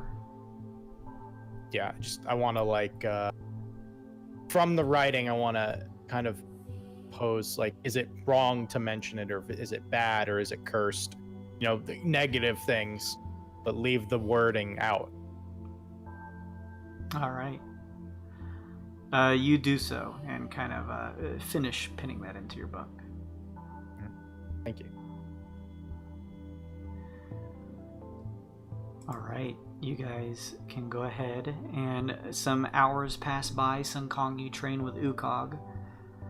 again, similar to how I was mentioning, although it's been like 2 weeks now, but as you train with Ukog, you feel your bodies more in sync than before. Your prowess in combating one another almost feels more like a duet dance than anything else.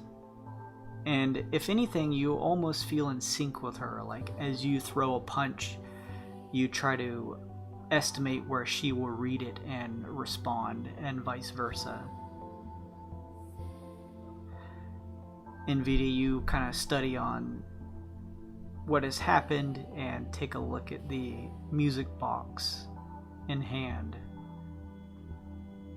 Rinkaz, you kind of take a look at your updated, cool-looking weapon, as well as thinking about the Dark Trine and the Scrow. The Scrow being the ones who originally imprisoned you on that ship, all before any of these adventures happened. And for Aesop, you think about this Scourge area and what exactly may be going on there.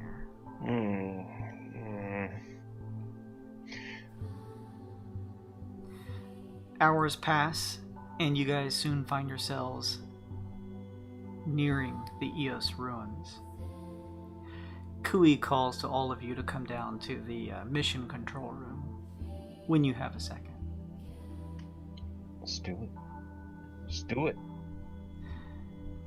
As you guys kind of grab your gear and kind of ready up and follow along into the mission control room, Kui kind of turns and says, well, here we are.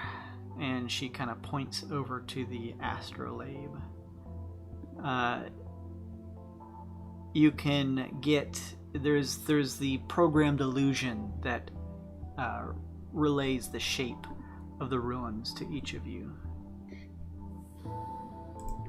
What does it look like? It looks as though this ruined area is more of a larger planetoid than an actual world itself. There seem to be all manner of dark mixes of what look like either rockwork or perhaps buildings with some type of elvish architecture, although a lot of them look either dilapidated or in desiccated shape, either over time or what have you. It's a little hard to tell just looking at the sort of small programmed illusion in front of you. Kui points out, you can't see it here on the astrolabe, but Navigator says that there's some type of pervasive dust clouds that are blinding the approach. We'll probably need to land outside of the ruins on the edge and have you guys hopefully traverse through them. I don't know exactly what you're looking for. We're not exactly sure either, at least not just yet, but we do know we need to be here. Well, at the very least, we can try to pull somewhat a little out of the clouds of dust that are surrounding the surface and allow you guys off so that you can explore from there. Sounds good. She contacts Navigator and the ship pulls down to the surface of the world. You see it sort of grow in size on the astrolabe. She turns to you all and says, okay, everything's ready for when you're able to exit. Glosse kind of takes everyone aside and warns everyone that this guy that's with us said it was going to be really dangerous, so we should make sure we have everything. Yeah? Yeah, all right. Let's fucking do it. Let's go! Alright, Inoki and Edelwolf come and join your party. Edelwolf looks you guys up and down and says, everything in order? We are ready to do this. Yeah, as an order as it's going to get, I suppose. Good, good. Let us continue then. you guys all place a hand on the crystal communicator, and with a flash, find yourselves on the surface of this world. As you guys are, let me see here, as you guys are peering around, you immediately see that your vision is strained by dark, blackish purple clouds of dust that seem to have been kicked up. In the distance, it is very difficult to see, although similar to the image here, you can at least see some of the large structures that are sort of in more of the central area of the Eos Ruins. The ruins almost seem like they're more in shambles than you originally expected. There is crackling debris, and you can hear rocks collapsing in the distance. A thick, dusty smoke seems to have been kicked up all around, and as I mentioned before, it is making visibility pretty difficult. So it is slightly obscured. There is a slight wind as you guys begin to kind of push in a little bit that hits you from the north. Ada Wolf kind of runs a finger on his tongue and holds it up. He turns to you guys and says, if we can move through this ruinous area, we can probably follow the headwind. We may reach a point to where it picks up enough to where it clears some of this dust. Probably good. If we can see better, perhaps we know where to go. Yes. Sounds good to me. Sun Kong, what do you expect to find here? I mean, I know the being inside of you didn't know exactly where to go, but surely you're hoping to discover something in particular. I guess he's just. I mean, his past, the Bionoids, they're a mystery to us too. I guess just anything. I guess maybe just try to find some, maybe where they stayed, or they live, possibly. I don't know. We just need to keep our eyes open. In which case, Edelwolf is correct. We need to get out of this dust. Did you find anything else from researching the music box, perhaps? I don't believe so. I looked to Nvidi. Not that I'm aware of. All right then, we're traveling in blind, I suppose. I suppose A little so. bit, I guess. All right. You guys begin pushing towards the thick, dusty clouds that run across the surface of the Eos Ruins. Hang on just a second. I will move you guys here on the map. Can we also take a 10-minute break? I want to make myself a quick breakfast because I'm starving. Oh yeah, no problem.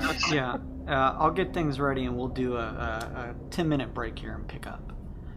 Sick. Thank you very much. We'll be back in 10 minutes.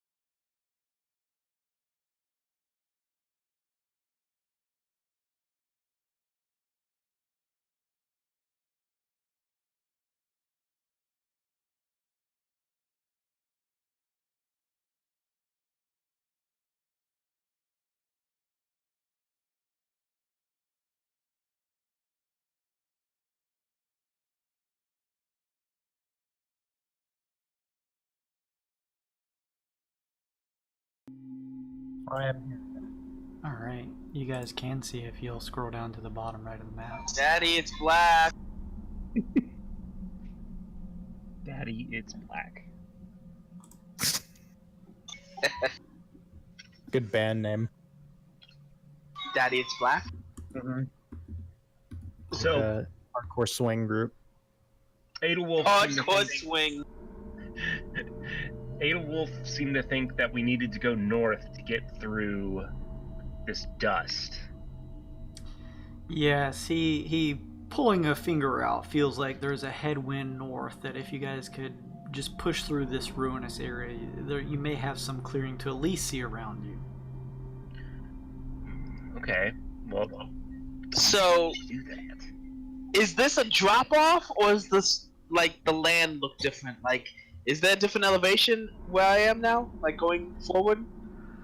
Sun Kong, as you step forward, this area basically was already lightly obscured due to the fact that there was no nearby star and the dust clouds itself. But as you guys move forward towards the tall structures of this canyon-like area, you find that you are deep in the midst of the dust clouds, and it is heavily obscured.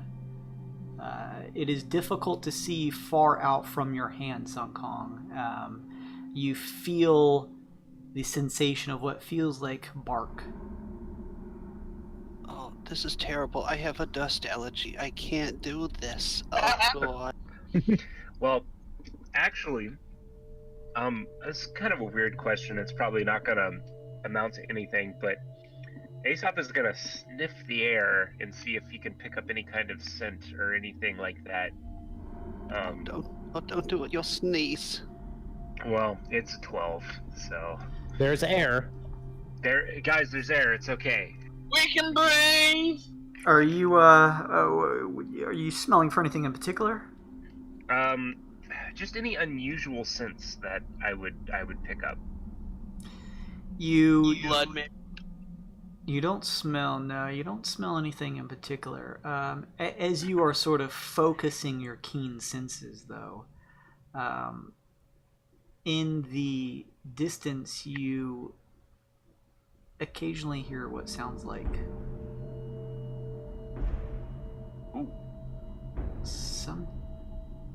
some type of loud noise, almost repeated within a few seconds of itself. Like a banging? Perhaps a banging of some type. You've heard the gunfire from Rinkaz's weaponry. Perhaps maybe something like that. It's hard to tell from this distance. Hell yeah, more guns. All right, everyone move cautiously now. I'm gonna try to move towards. I think this looks like rock up here. As you step closer now, you do see a cliff face that kind of runs in front of you. Black rock, covered in soot and dust. Can I... Dark Vision 60 doesn't help here, does it? It would normally help you, but the thick dust clouds stops you from being able to have a better vision around this area. What about casting light, giving 10-foot light radius bright light? I don't know that would help in this instance. Okay. What is the spell? Light is a cantrip. I can make one object create a 10-foot cube of bright light with 20-foot radius of dim light. What do you do? Like touch a rock nearby? I could do it, yeah, to any item. So I could use a coin piece, pebbles on the floor, whatever. I just imbue something and make it a light source. You touch a coin from your coin purse and hold it up. It seems to give you a slightly better vision, but the thickness of the dust clouds that ensue obscure the light from reaching out to its full potential. Okay. Can I toss that or hand that to whoever's going to be in front? Sure.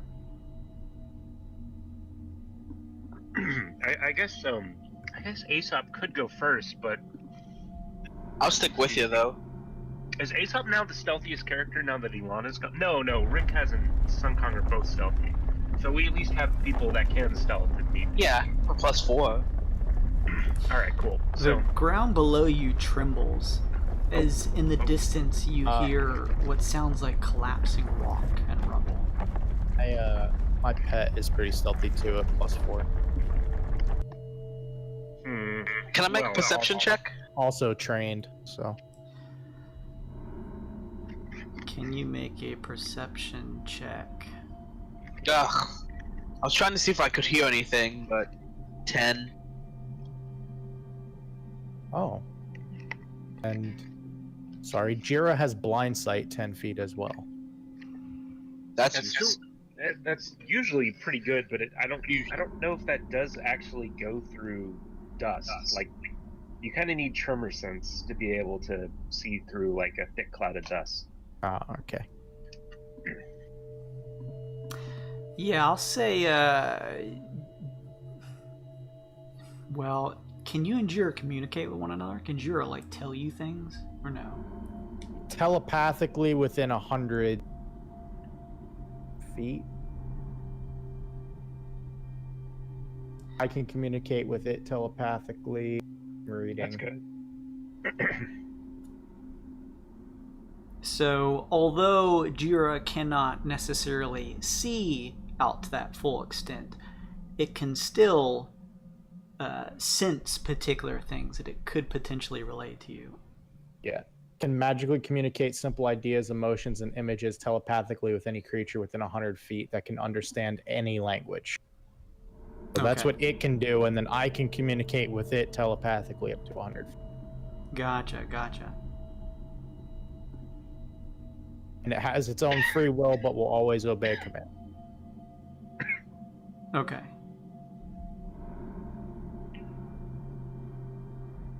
Well, I guess we could use him to scout a bit, but maybe we should stay hugging the rock here just for a point of reference and make our way around it. Yeah. Inoki runs a finger along the ground. Whatever vegetation may have been here, I doubt it still exists. Yes. A little, it's, you think ancient elves, you think, marble stone covered in moss and that sort of thing. You don't think of a soot-covered wasteland. Should have expected something different. Jason, I can't control clatter. Oh, here. Daddy! Daddy clatter. Edelwolf looks to you, Aesop, and says, perhaps once it was like that. But no longer, it seems. I am getting a bad feeling from all the noises we are hearing in the distance. Yes. But we have nowhere to go but forward. We certainly can't stay in this dust. That's true. I suppose you are right. Alright. Oh god, that banging noise though. Right? Clearly, goblin war drums. Oh no, Glosse wouldn't be that far. I think Rinkaz is AFK, so I'm gonna have him kind of stay next to me as we move forward. Nice. And I'm gonna keep Jira back here, just kind of, so we have both front and back covered. Yeah. Real good idea. Sun Kong and Aesop, make a perception check. Sight? Can you hear me? I would say sound. Oh, shoot. Oh, well, never mind. 21. Nice! job. 21 for me as well. Can you guys hear me? Yep. We can now! Weird, I've been talking this whole time. Oh, we haven't heard you till now. Ooh, yeah, not to us, unfortunately. Is there anything you wanted to mention, Rinkaz? I just wanted to throw on my light on my gun. Okay, you throw on the light on your gun, but in the thick cloud smoke, it is obscured. And insert a few bad puns that I threw out. That's about it. I will Nothing more. say, with your light on and Aesop holding the glowing coin with light cast on it, you guys are at least able to have the technicality of lightly obscured vision. All That's right. good. But the thick dust clouds still make it very difficult to see. The two of you up front, Aesop, did you make what was your check? I was 21 pretty as high. well. Okay. 21 as well. Both of you hear between the rumbles and what sounds like just this loud noise that kind of repeats itself a few times that seems to be picking up. It's difficult to tell. In the distance through the clouds of smoke, it sounds like almost what comes across as like a chittering noise. Ooh, I don't like chittering. Well, I mean, if you think... normally, yes, but the bionoids are kind of chittery creatures.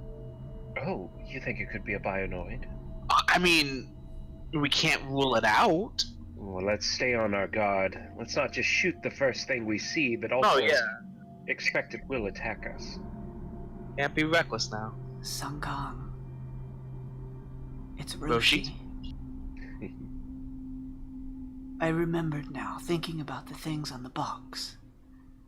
Yes. I believe it may be some type of written words in the texts of our language.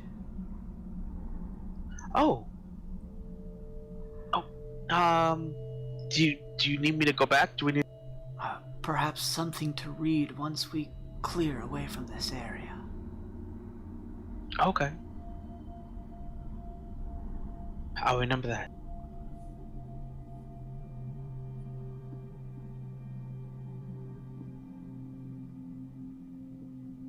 All right. The chittering seems to grow in its volume. Okay, that's... I don't suppose there's any use in calling out to it. Do bionoids speak languages normally? I couldn't even tell you. Class A's gonna move that. Apparently they have some sort of language. Well, I don't think we'll... Uh-oh. Well, uh-oh. Sung Kong, it's difficult to see past your hand, but you do notice the silhouette of some large thing through the smoke and dust. Does it seem like it's seen me? It is very difficult to tell because by all technical standards, it is heavily obscured here. I kneel down fast and will stealth. And I have a plus 1d4 for Minvidi. So go ahead and give me your stealth roll. Oh. So 11, 15 plus stealth is 4. So 7, 8. What was the total? I'm sorry. 19. 19? Yes, sir. You sort of like Aesop, you watch as Sung Kong sort of like instinctively, like, what do you do, Sung Kong? You kind of like crouch down low to the ground or something? Sung Kong? Okay. Oh, sorry, I keep forgetting to hold my button. That's okay. I kneel real fast, and I kind of put my hand either up or out to kind of signal to stop or be cautious. You get the feeling that other than Aesop, no one will be able to see this. Okay, well, hopefully it gets sent back. Okay, well, I think Aesop's gonna slink backwards and tell everyone there's something very large ahead. Maybe we should try to sneak past it. We should hang a right. Let's hang a right.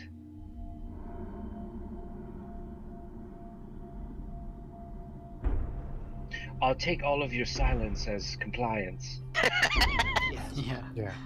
All right. I think Aesop's gonna do like one of these maneuvers here where he just kind of tries to skirt around the edge of the rock and make a stealth check. Just let me know when I need to make it. You can make it any time. I mean, it can't hurt.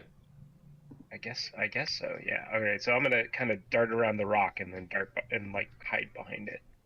Okay. This planet sucks. 20. Not unnatural. 20. You feel relatively stealthy. Both of you and Sun Kong make another perception check. Oh! Uh-oh. That's an 8. Oh! Uh-oh. Oh. This Oops. is fine. Sun Kong, you have eyes, but no longer. Let's see. What was your roll, Aesop? Overall? That was an 8. Okay. It sounds like chittering coming from around you. Oh. Sun Kong, you are distracted by the sounds of what sound like just heavy, loud noises in the distance.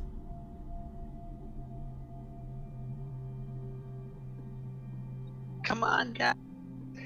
I have a question for Daddy. Mhm. So, Daddy, if I want to make a stealth check on NVD, but my familiar is trained in stealth, proficient in stealth for some, can I make my pet assist me on a stealth? Or is it just it needs to roll stealth itself? I'll say it can give you at least, because it's a familiar, I'll say that it can at least give you like a +2 to your check. Okay, take that. And if there's an official written rule for that, let me know and I'll amend it, but I'm just gonna go with that for now. I'll have to look it up. I have no clue. 3.5, I could probably give you an answer, but no. As much as I blitz, I have no clue how that works. None at all. There's Sun Kong, there's another thing right in front of us. Yeah. Oh, great. The chittering sound grows louder as it seems like some other thing is approaching from the right. Oh, I think we're surrounded. I'm gonna pick up Inoki and slowly try to walk backwards past Sun Kong. Oh, it's getting close. It's about right there that whatever this thing is goes to launch itself towards you and attack. Ah, hello there. I'll need you to all roll initiative for me. All right. God damn it! What the fuck? Girl, once again. God. Hey! Jesus Christ, Colossae.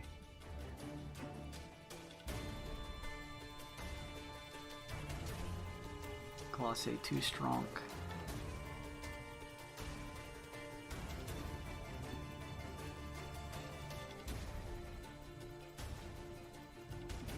And here is the turn order for you guys to punch your things in. Let me add you to it.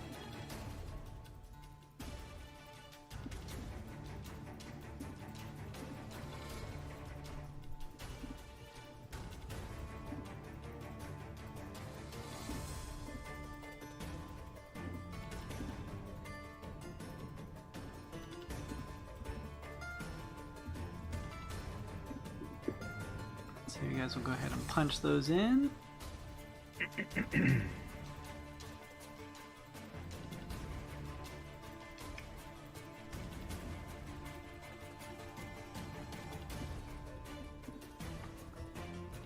Daddy, I'm not in the turn order. No? Hang on just a second. That one on perception means you didn't even know we were in comp. I mean, yeah. But no. Hang on just a moment. I'm the worst DM.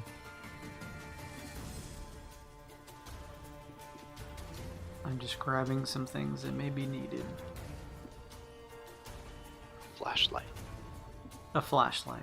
That's right. Great plots for each one of our characters here. We're fighting the things from Tremors. That was last season.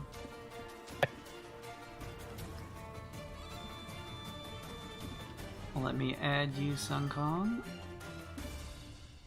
And then let me add these. The only good bug is a dead bug.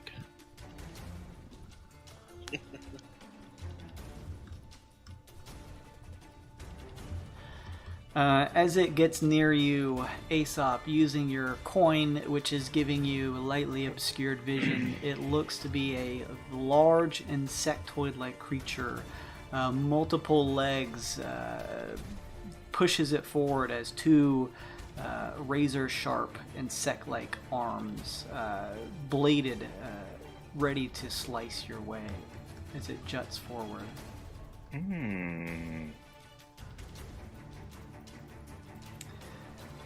Let's see.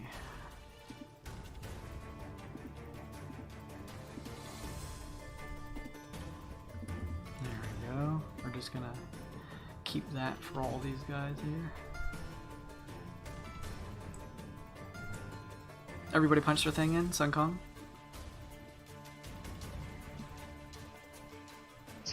Good. There we go. Alright, let's do the turn order. Glosse at 69 is up first.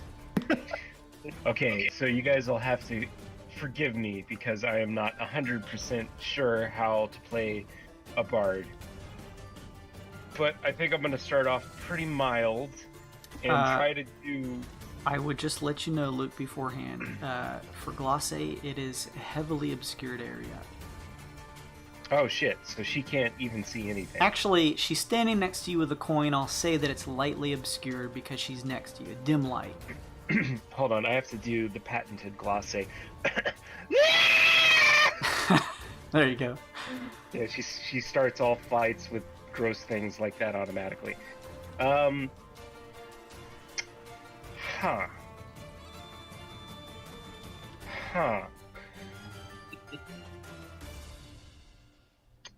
I think. Okay, let's start nice and easy. She's gonna say, "Get away from him, you big cockroach!" with a vicious mockery on this guy. Okay. Just to ease my way into the bard.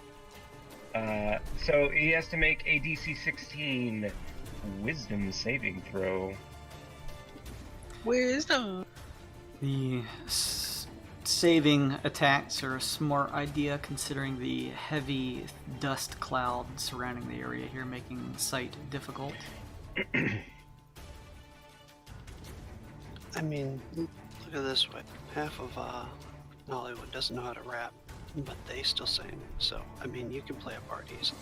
I don't know what program you use, Luke, to quickly take a screen cap and post it, but I got a 16 plus its bonus to put it at 17. Damn.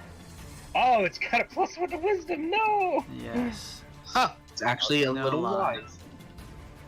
Oh well, I tried, Aesop. Good luck. That sounds about right. Insect-like brain seems unaffected. She's gonna move back and have Clatter move here. All right. Okay, I guess that's it for Glosse. I don't think she's got any weird bonus actions. She can do Mantle of Majesty, Mantle of Inspiration. Yeah, she has her Bardic Inspiration, etc. I'm gonna give Sun Kong Bardic Inspiration. Does she have to see Sun Kong? Ooh. What? That can hear me. Okay, that's Yes. fine then. Yeah. Using Cool. her mic staff, she sings a encouraging song for you, Sun Kong. You get Bardic Inspiration. Use this to count how many Bardic Inspirations I've left. Okay, I think that's it for her. All right. Oh, God. Rinkaz, you're up.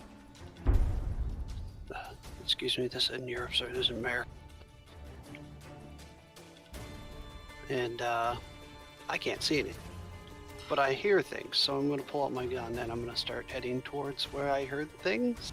Make a perception check. You can barely see the outline of what looks like Glossa in front of you. Otherwise, you have no idea where everyone else is. 12. I will say, just by automatic nature, you guys can always yell out to one another to at least give yourselves an idea of where each other is. Yeah. You're all able to see each other's light, but just remember, by faucet of us streaming, I'm kind of doing that so we can all see. But just remember that you are those who either Aesop, who has the lit coin, or for you, Rinkaz, you have your light on, so you have you have dim light, so that at least lets you see a little bit further out. I'm going to move next to Glosse until I see something. Kind of protect her. That's usually what I do. From here, you would at least be able to see through the dim light, at least the outline of this strange insect-like creature that seems poised to attack Aesop. I do see it.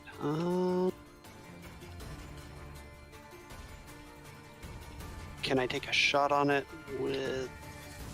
do I have line of sight to take a shot? Let's see here. You would be able to see it to take a shot. It's showing me in lightly obscured area. You simply have disadvantage on wisdom perception checks that rely on sight. It doesn't say anything about attacking, though. Well then, my good sir, I would like to fire my energy rifle. Alright. Twice.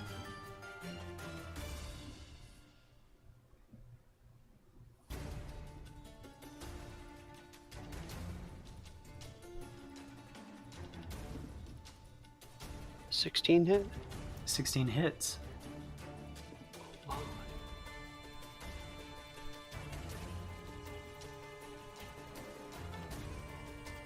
For 17 damage. Nice. Or do I feel that its carapace is thick and I would be able to do more damage another way? It's difficult to see from here, although you at least see from the spark of the shot that it does land. Alright, second shot. 22. That hits. Ooh, for another Nice. 17. Very nice. Give me the d12s, they won't give me the d20s. I'm okay with it. 2 well-placed shots. Aesop, you can at least see with the coin, we'll say, at least held somewhere so you have your 2 hands free, that the creature looks pretty badly damaged from that amount of damage. Nice. Anything else, Rinkaz? I know it's not gonna help, but for aesthetic, I'm gonna hone my light on it. Alright. Nice. Jira's up next.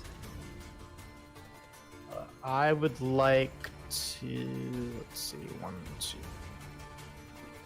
Position Jira right there. Right there would be good. And just have him kind of keep a lookout from there. Okay. Anything gonna else be for Jira? Alright, Aesop, you're up. Okay. Shit. Can I have Inoki disengage and duck behind me? Yeah.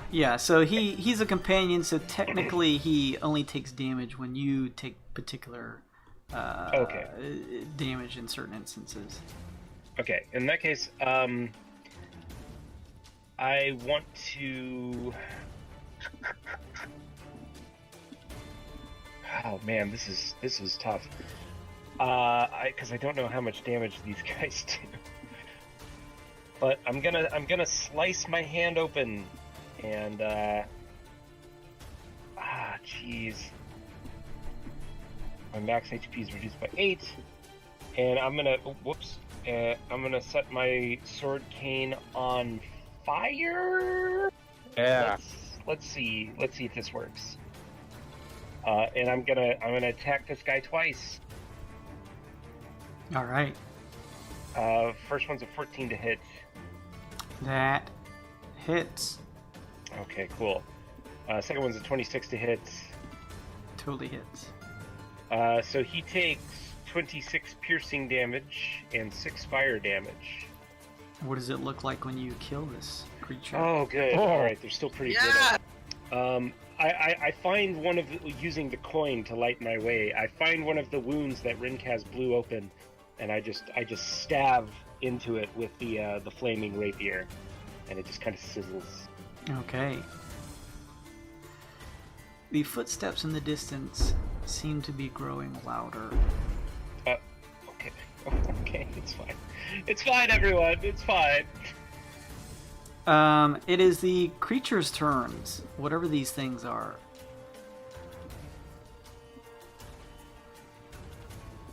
Sun Kong, there is one next to you. You see it Oh my! just as it makes an attack your way.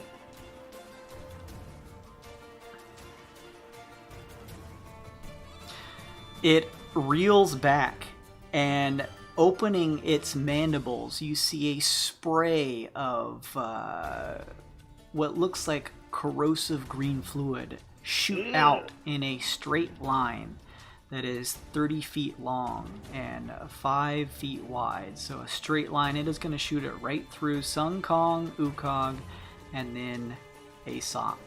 As this spray shoots out towards you guys, I need you to make a dexterity saving throw. Okay. Am I good at those? I am good at those. Yes, I'm very good at those.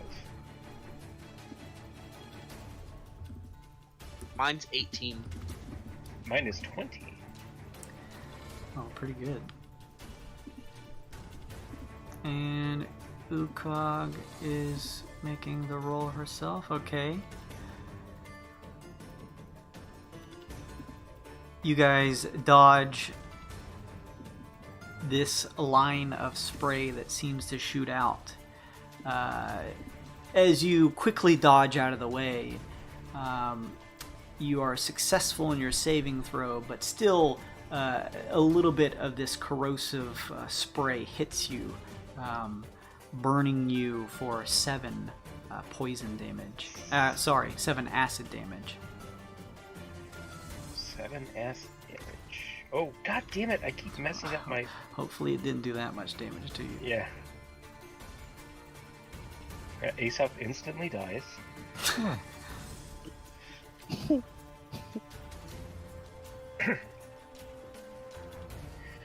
They're just giant bugs. Disgusting. It kind of stops there, Sun Kong. Glacé, out of the shadows, one of the creatures appears and attempts to shoot another spray through both you, Glacé, and Rinkaz. I need you guys to make dexterity saving throws. Oh god. Oh no, Glacé, I'm so sorry. Glacé just gets a face full of acid. Ugh. Facial. 24. It wouldn't be the first time, honey. Oh god, the acid! Glacé takes a sizzling spray of this corrosive, acidic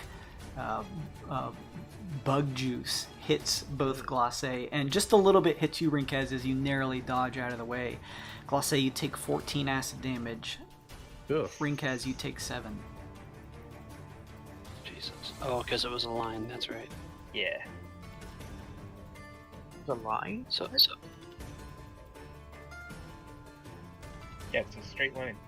Never mind. You never Sorry, did a Brad. line of acid before? Wow. Oh! even it doesn't matter how high I roll, I can't dodge all of it. Correct. Half as much on a save as you can probably portend. I just see the acid going at her and not hitting her in the face, but hitting her in the coat. And like, why wasn't it my face? Why did it have to be my clothes? Yeah. Peering through the smoke, or dust rather, a second one next to the one adjacent to Glacé. Oh.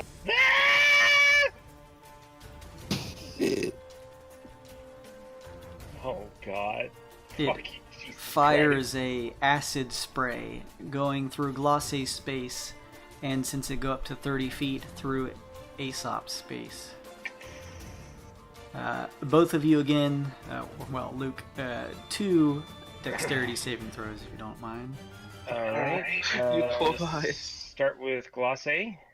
Oh, Cool. Glosse. I'm sorry. Aesop? Aesop's fine. Of course. What did Glosse roll? You want the total? She's actually trained in dex saves, but that's a 7. Is this the natural one? Yep. Oh, no. Oh, Glace. So that is a fail, but on top of that, if you don't mind, please draw me one of these for Glosse. What did you Oh, do, Luke? Oh, we started off so good. Why would you do this to her? I rolled her 2 20s to start out with. Oh god, Glosse is exhausted. And she gets a little. It's not too bad, but I mean, I'd be pretty exhausted if I got hit with a spray of acid, I guess. Glosse is hit for 7 acid damage. Oh, that's not bad. Aesop, you narrowly dodge out of the way, taking 7 acid damage. Wait, what? You actually, no, you're right. I should do 1 roll for the whole spray. So you'd take 3 acid damage. Okay. I'll keep it the same. Okay, I was just confused because it was like I thought it was half damage. There is confusion. Okay, that makes sense. I was gonna roll. I rolled separately, but thinking about it from you mentioning that, it kind of makes sense to have it be 1 roll since it's 1 spray across. Yeah. All right. That stuff happens. Nvidia, you are up. All right. I wouldn't mind some assistance, you hear Edo saying from across the rock face that you are next to. He's fucking fine. So, 1, 2, move right here.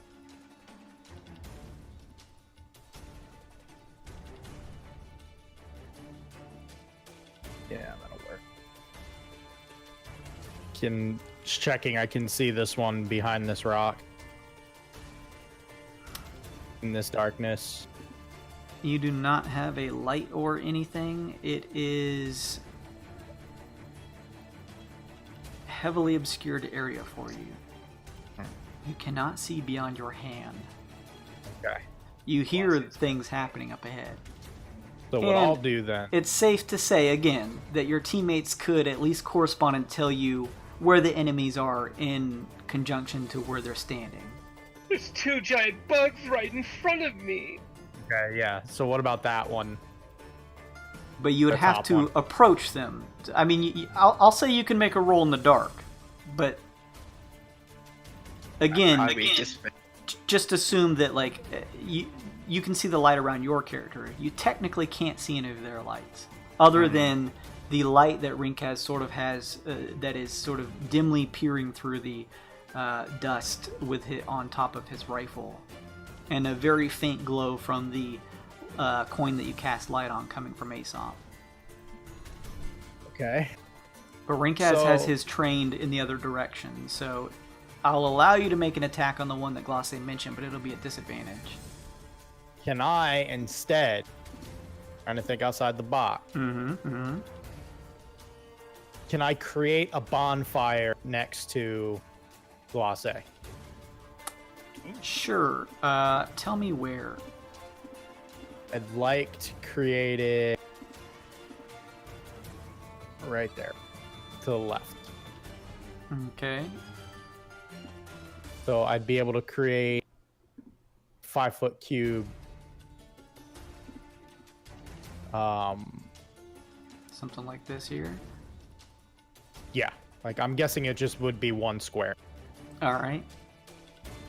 A bonfire crackles to life in front of you, Glosse, underneath the current insect-like creature trying to attack you. Oh my. Wait,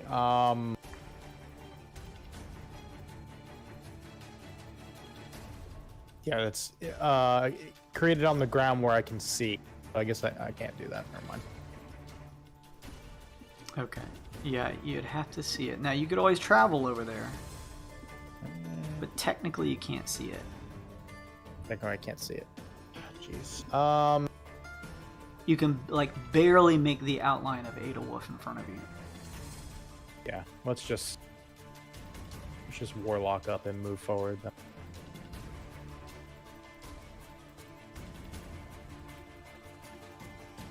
That's the wrong character. There you go. Here we go. Alright. I'll move there. Yeah, you can barely make out the silhouette of Glace as well as the creature standing next to her. So we'll say you could see the ground to go ahead and start that bonfire where you wanted it. Okay. Yeah, Like, from I'd that still position. still like to do that then. Yep. So a bonfire crackles to life there in that space. I'm assuming the creature takes damage if it starts its turn there, or was that immediate? Any creature in the space where I cast a spell must succeed on a dex saving throw or take 1d8 fire damage. Actually, 2d8 fire damage. Did you say is starts another its level turn? 5. Anyone in the space when I create it has Oh. to make a dex saving throw or it takes 2d8 fire damage. Alright, fair enough. It fails. Creature must also make a saving throw when it moves into the space for the first time or ends its turn. Gotcha. Like if it moves into fire or stands on fire. Right. Glace, it's difficult to see, but the silhouette of the creature in front of you seems to be, well, actually with a bonfire, you can, it's lit enough to where you can see it sort of like, clicking its legs up and down as the fire creeps up onto its insect-like body. Okay, so you said it failed a dex. It did fail its save, yes. Okay, so it's going to take 2d8 fire. And knowledge checks are free, guys, if you care. Just letting you know. 4 for my celestial thing is 16 fire damage. Alright. The bug insect-like creature reels in pain. Glace as a good amount of it is lit in flame. Oh, thank you, darling. What else you got, NVD? Let's see. Glacé's pretty beat up, right? I don't think she's bloodied yet, but she's getting close. Okay. I will bonus action healing light and spend half my dice to give her some d6s of healing. Nice. Oh, nice. So Holy shit. Yeah, 22. That's full. Sick! heal. Just one over her max hit points, in fact. Thank you, my special golden boy. I'll wink even though we can't see each other in the dark. Aesop is angry for some reason, and he doesn't know why. And I subtracted my dice. I'll have 4 healing dice left to be able to do that with on bonus action. And maintaining concentration to keep the bonfire up. So, Okay, sure. that's what I think role-playing wise you could do in the middle of the darkness. Ukog looks to you, Sun Kong, and says, I could transform, but I feel No, like I'd be a burden on you if I did that. Perhaps I should save it. Yeah, just try to stay out. I hate to say it, but just try to stay out of the way. Sun Kong, don't forget, she kind of grabs you by the arm. In your bionoid form, sight isn't a worry for you. Ooh. Yep. Yes. This is why I need a new heart. She ends her turn. Sun Kong, you're up. Alright, well. The footsteps, or the loud noise in the distance, seems to be getting closer. Jason, stop it. Yeah, I think I'm gonna transform, because I don't like this whole not being able to see thing. So I can just do that now, right? Sun Kong, it's time for us to change, isn't it? Yes. Let's show them our strength. We may be a bit exhausted afterwards, but it may be worth it since we can't see here. Let's sync our minds, similar to you and Ukog's training, and become one. Yes. What does it look like as you transform? I just sort of close my eyes, briefly, like, focus, and then they open, and they're like, my eyes actually change colors with a glow, and then there's a flash of golden light. There it is. Well, you can barely see Aesop as Sun Kong transforms into his golden bionoid form. Who's got Rack? Turn on Rack.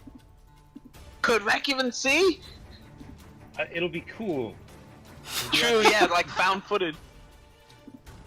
You may have to enter in the stats there, Sun Kong, for your guy. Or you could just keep, Sun Kong there. Yeah. As you transform into your bionoid form. Alright, so... did you guys actually have Rek following you? Or what's the 411?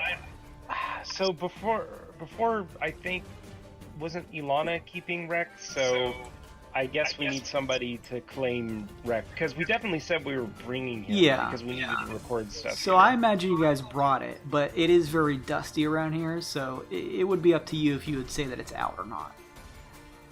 It wouldn't seem much here. Yeah. Maybe we wait. Okay. So You could always pull it out and then do a dramatic reenactment with just the audio and just have hand-drawn characters.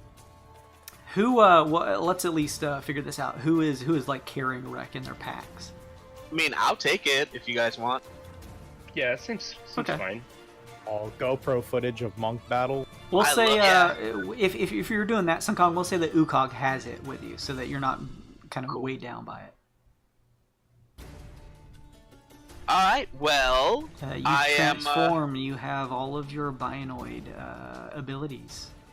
yes, I will first attack with my forearm blades. Your insect-like body confers you a sense that reaches out beyond the typical. You feel as though, even without being able to peer around you, that your senses give you blind sight, I believe. Yes, I have no disadvantage to heavily obscured or even invisible enemies. The chittering bounces off of the creature in front of you, giving you a sixth sense of its shape and form, even through the heavy dust. Alright, so... First attack... Stop it, Daddy. Sorry, the 14. 14. Is on the keyboard. 14 hits. Alright, cool. And... You hear in the background the sound of collapsing rock and rubble. Oh boy. 5 damage. First hit. Bonus attack. 11 to hit. God damn it, I can't roll 5. You quickly round again with, what are you using, your hands? Forearm blade.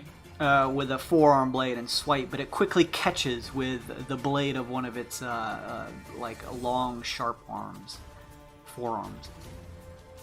Okay, second attack with my, I get 2 melee attacks with my forearm blade, so second...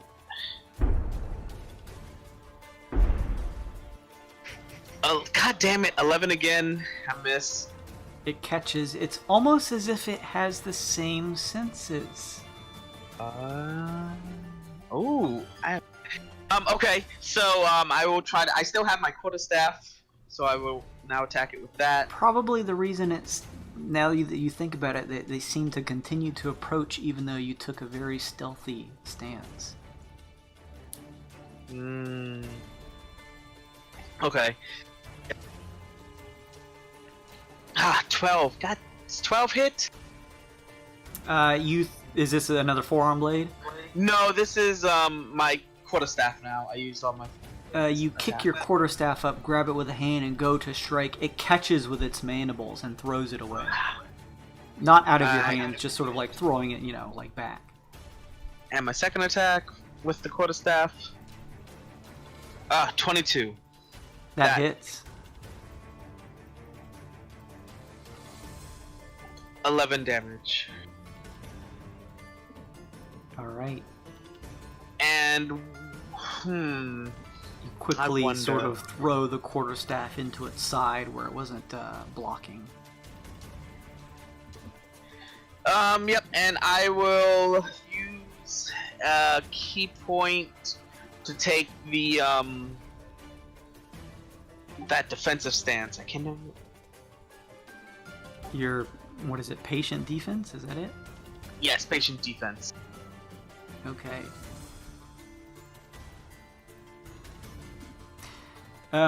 You take the patient defense stance. What does that confer exactly? It gives me the dodge action. Okay. And dodge gives you advantage on. Yeah, when I get attacked. Or it gives. Oh, I guess technically it gives the creature attacking me disadvantage. Yeah. Okay. Does it give you anything on saves? No, I don't think so. It gives you advantage on dex and strength, I think. Let me see here. It should be on the last page of the dodge. Combat dodge. Yep. So, until the start of your next turn, and the attack roll made against you has disadvantage if you can see the attacker, which you can, luckily now, and you can make dexterity saving throws with advantage. Yep.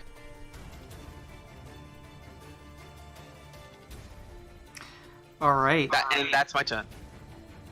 Sun Kong, you hear, as well as you, Aesop, and most of the others hear the loud sound That's fine. approach fine. you. Everything's fine. Sun Kong, in your bionoid senses, there is a massive form not far away. You see a huge, what looks like a limb, approaching you at high speeds.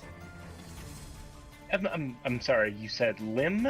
You have enough time, I will say, if you'd like, to yell out, seeing that it is headed straight for the area around you and Aesop. Aesop, hit the deck! Huh? I will need you guys to make a dexterity saving throw. Oh shit. God damn it! Suncock, don't forget you have inspiration! Oh. It's too late now. Bardic Inspiration, boink. It's not too late. You can do it after you roll, but before you hear the result. Also, don't forget you have advantage on dex saves, because you dodged. There you go. That's the good stuff. That's it. Okay, so So 13 for old Aesop. 26. Whew. Thanks to that, I forgot I had the advantage. Sun Kong, you and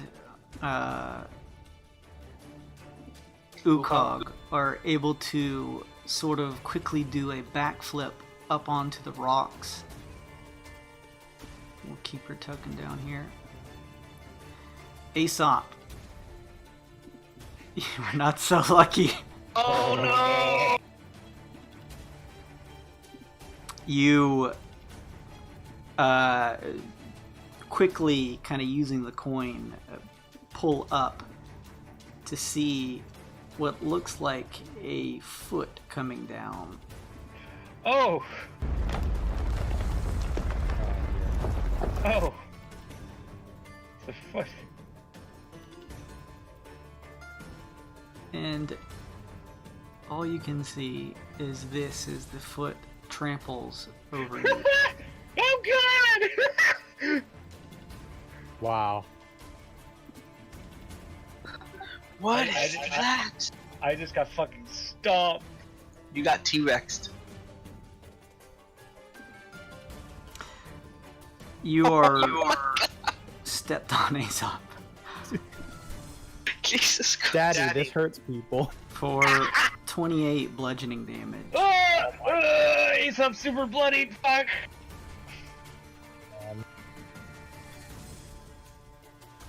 Life finds a way. Did anyone get the number of that spelljammer?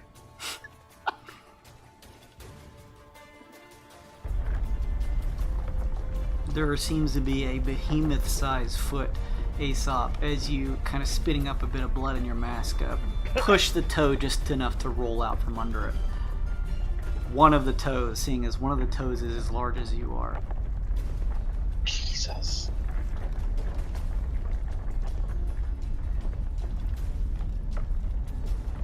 Is that the creature?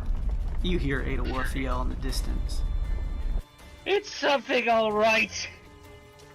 Glace, your turn. Oh, I don't know if we can handle this, guy. What is that? Just take Yeah. out the ship. We have to get to cover, Aesop says, coughing up blood.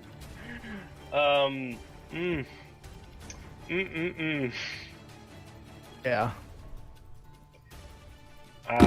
Glace is gonna use a 3rd level spell slot.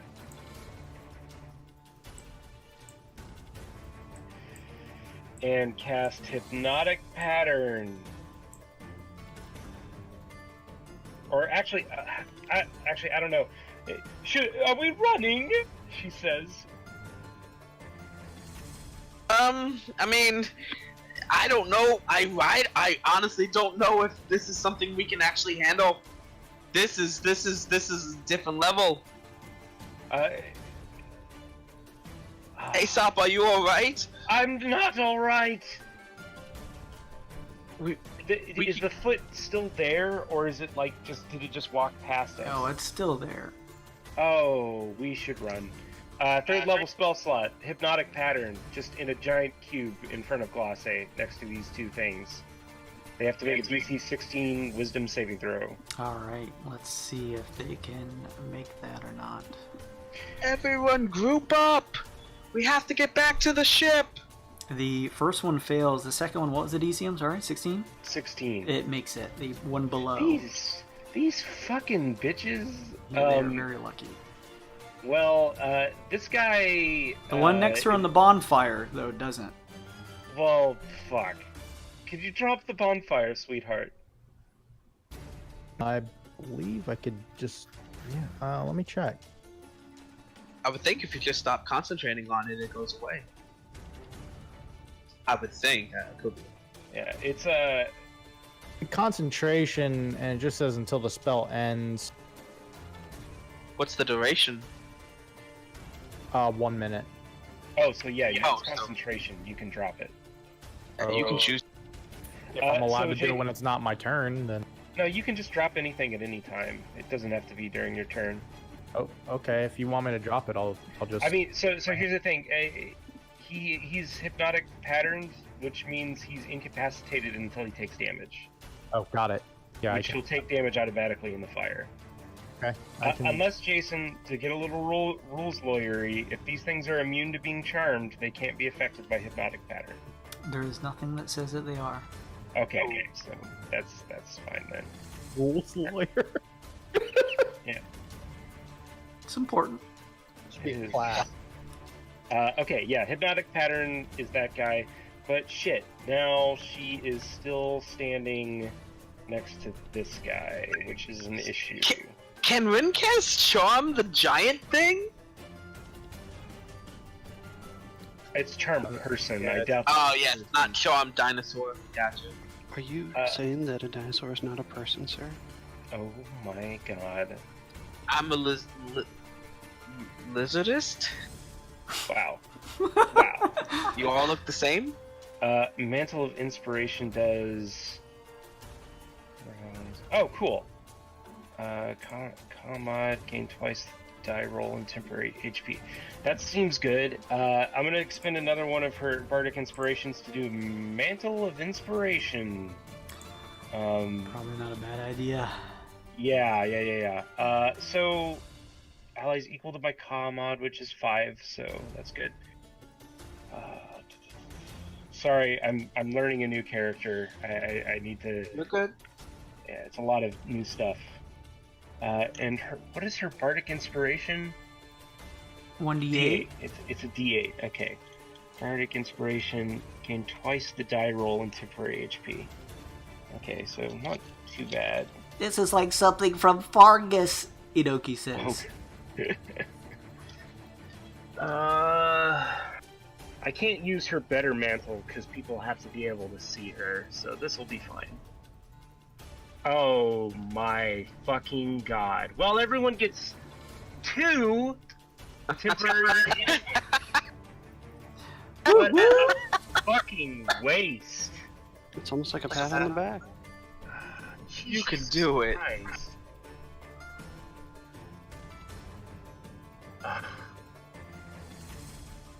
Wow. Okay. Well, good to know, I guess. I guess she's done. That was everybody that can hear her for that? Yeah. Okay. Although, you know what? She's just gonna take an attack of opportunity and run, I think. Alright, fair enough. This creature goes to swing a claw her way. And give me just a second here. Let's see. Does a 17 hit her AC?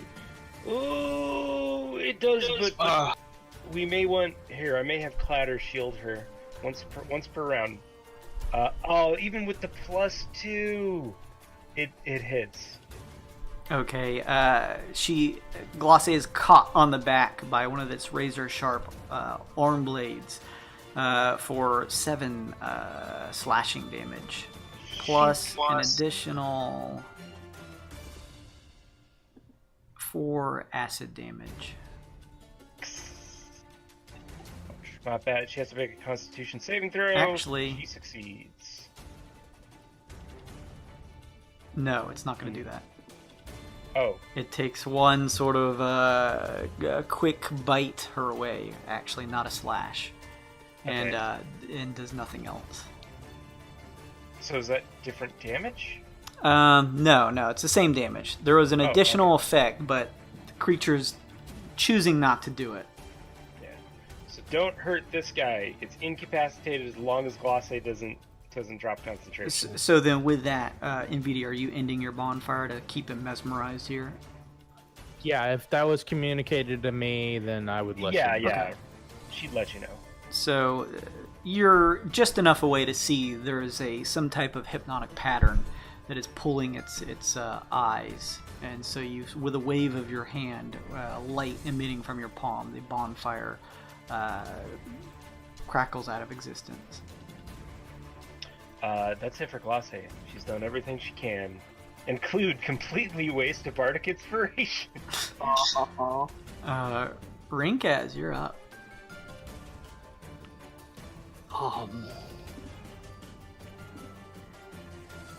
Your light now shows the very wounded Aesop and what looks to be the remains of a stepped-on insect-like creature. You see one nearly Aesop-sized talon.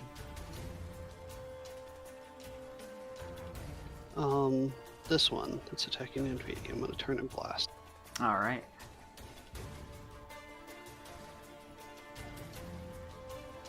$18. That hits. What is a good 12. charmed effect?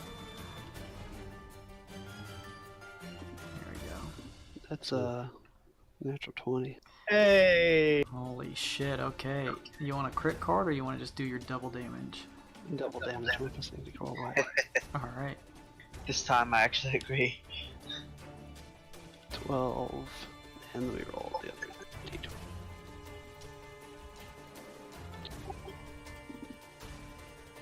10, 22. And then, if you don't mind, just what was that damage overall? 22.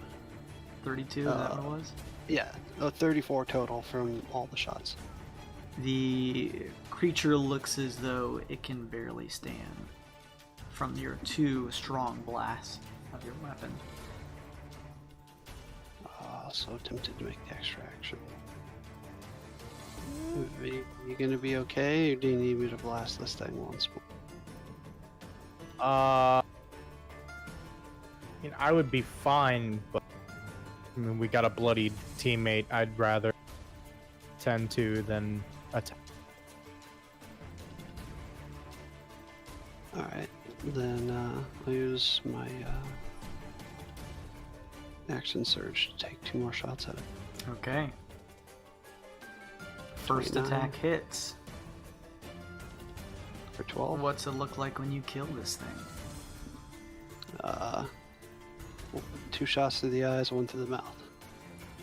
It goes to give out a chitinous noise, but as it opens its mandibles, you place the last shot right in between them. It falls to the ground lifeless. I still have 1 more attack. I'm going to turn and shoot the one next. Okay. That one's charmed. Oh, that one's charmed. It is Yeah. charmed, yes. So we can basically leave it. I think the idea is we're running now, because there's a giant foot that just stepped on Aesop. Something out of Monty Python. Then I'm gonna do a nature check on the foot, just for the hell of it. Sure. Knowledge checks are free. I mean, I'll also make a nature check, because I've seen the underside of it now as well. That's fair. You being the... I don't know, it's a giant foot! That's an 8. that's a 10.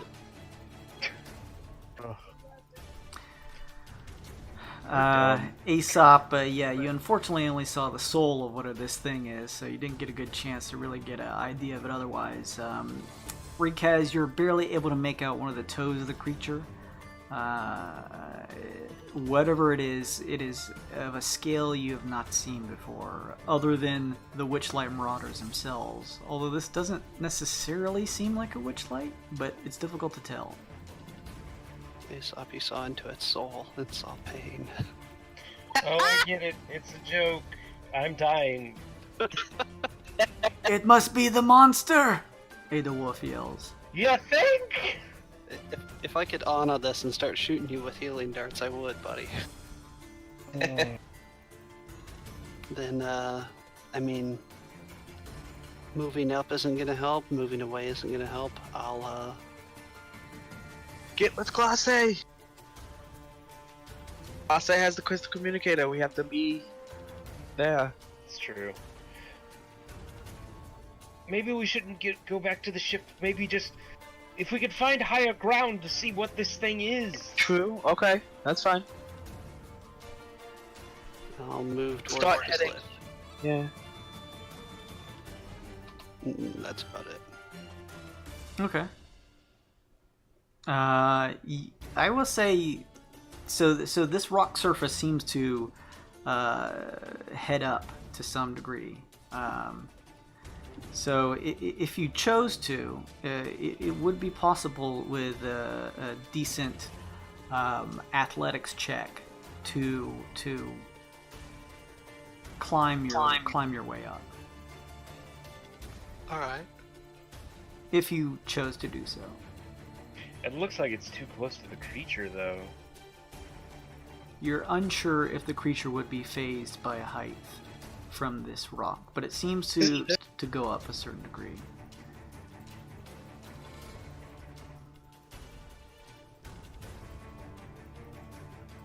But it's up to you, right, guys?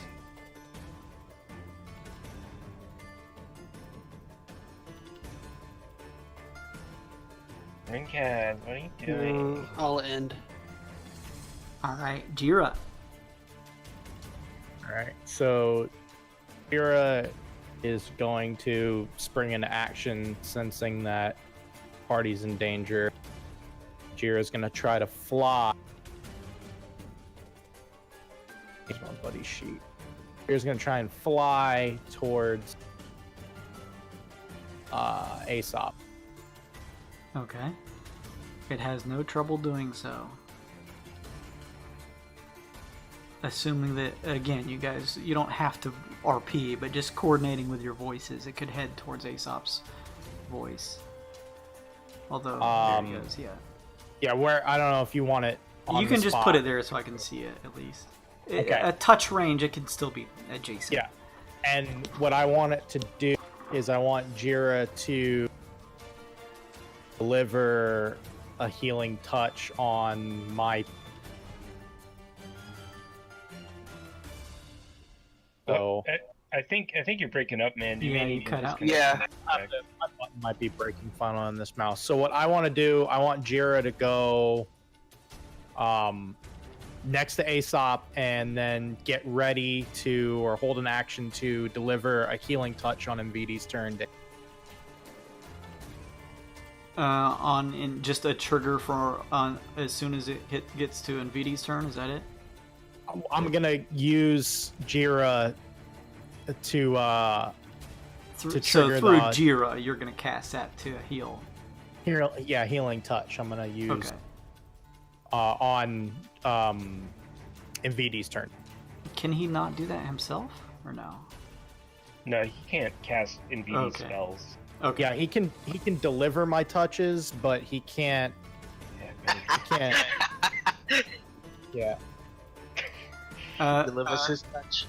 Ukog looks to you, Sun Kong, as well as kind of over towards where she thinks Aesop is. Is there any way to clear this dust? If only we had a storm sorcerer of some kind that could control the weather. Yeah, man. I'm busy watching this TV show. I don't even know what to do. I couldn't begin to think of something. Let's run. Let's keep running to the north. If the creature gives chase, we'll retreat to our ship using the communicator. Okay. All right. Unless Jira has anything else. That's where I was gonna go. Aesop. Yeah. So the thing says, just for rule's sake, when I cast spells with range of touch, my familiar can deliver the spell. It must be within 100 feet of me. It must use its reaction, deliver the spell when I cast it. It acts as if it casts a spell, but it uses my modifier. That's what I was thinking of. Okay. So could it have then technically cast that spell on Aesop?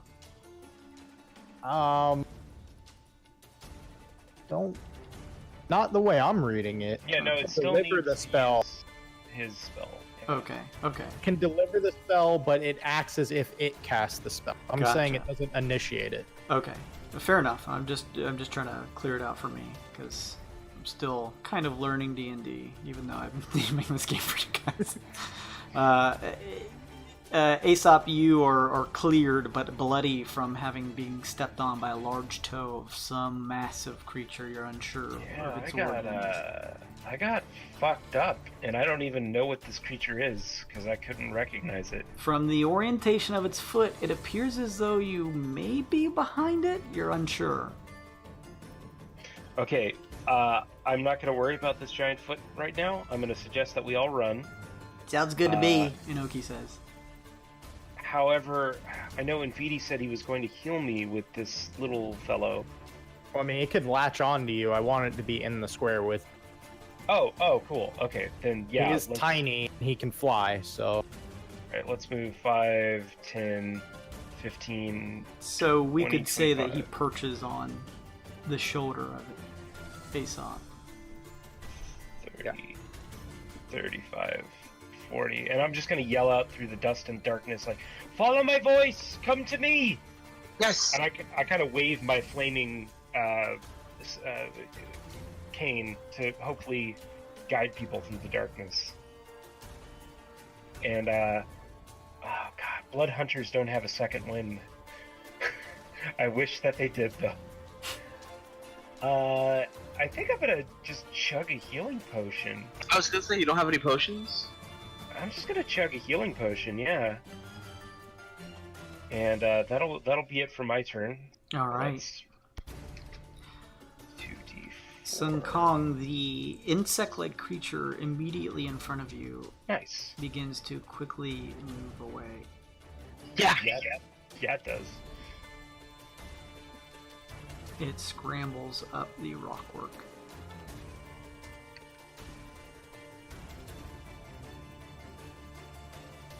Still bloody shit. Nvidia, you're up. All right. Here comes So to trigger what I was talking about, the second half of it, within 100, I want to deliver a healing touch to my wounded team. Lost it. All right, so try again here. I'm gonna rebind my key in a second. I want to deliver a healing touch immediately to my teammate to follow through on that action I was trying to do. Mhm. Gonna burn a spell slot at 4th level.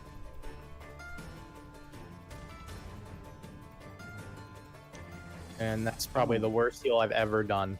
Well, it puts me puts me above bloodied, so that's good enough for now. That's good. Okay, so that's one heal slot or one spell slot down. That is a terrible roll. That's horrible. Should have used my card. And from there, I'm going to try to try and follow the sound of the voice.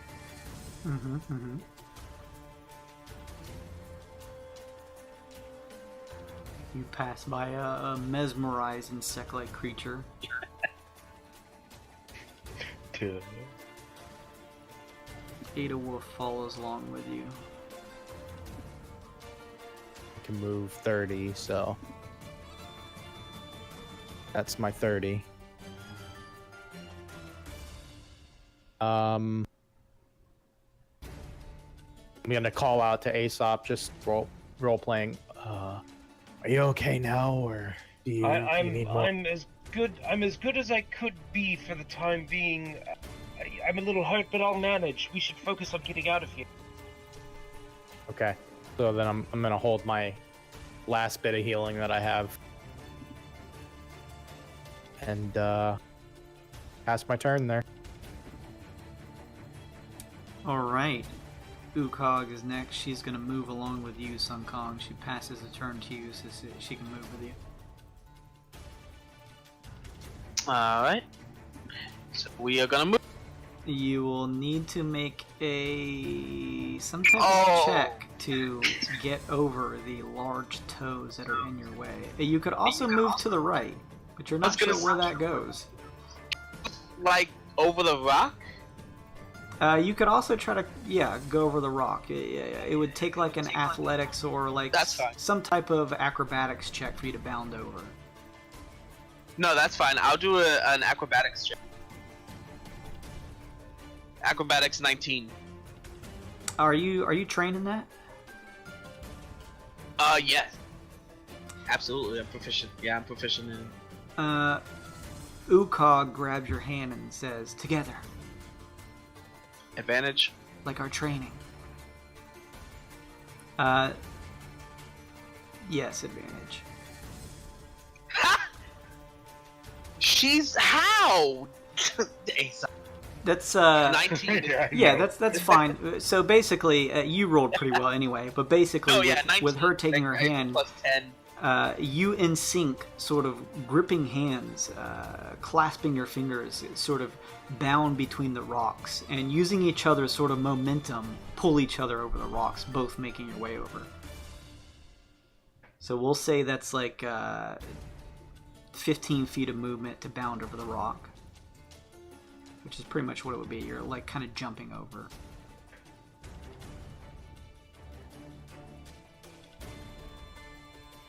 $60... 65. Including that 15 for going over the rock, this is my movement. So that's as far as you get there.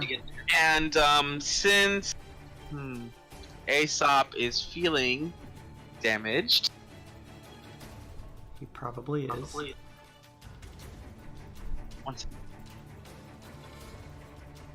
I'm going to raise up my spirit Aegis. I raise a barrier of energy to protect myself and allies. With a 5-foot radius, regain hit points equal to monk level.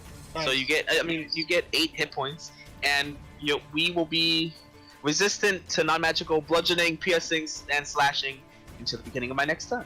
That's really good in case we get stepped on. Exactly. So I'm raising that up, and I will activate use a key point to activate my patient defense again. Okay. And that will be my turn.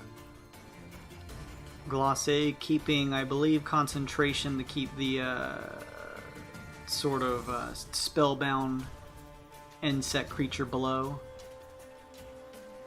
Entranced as you guys begin heading. Oh yeah, for sure. Heading north.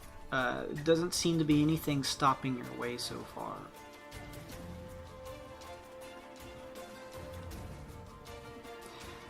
As you guys do, you hear the thunderous footsteps.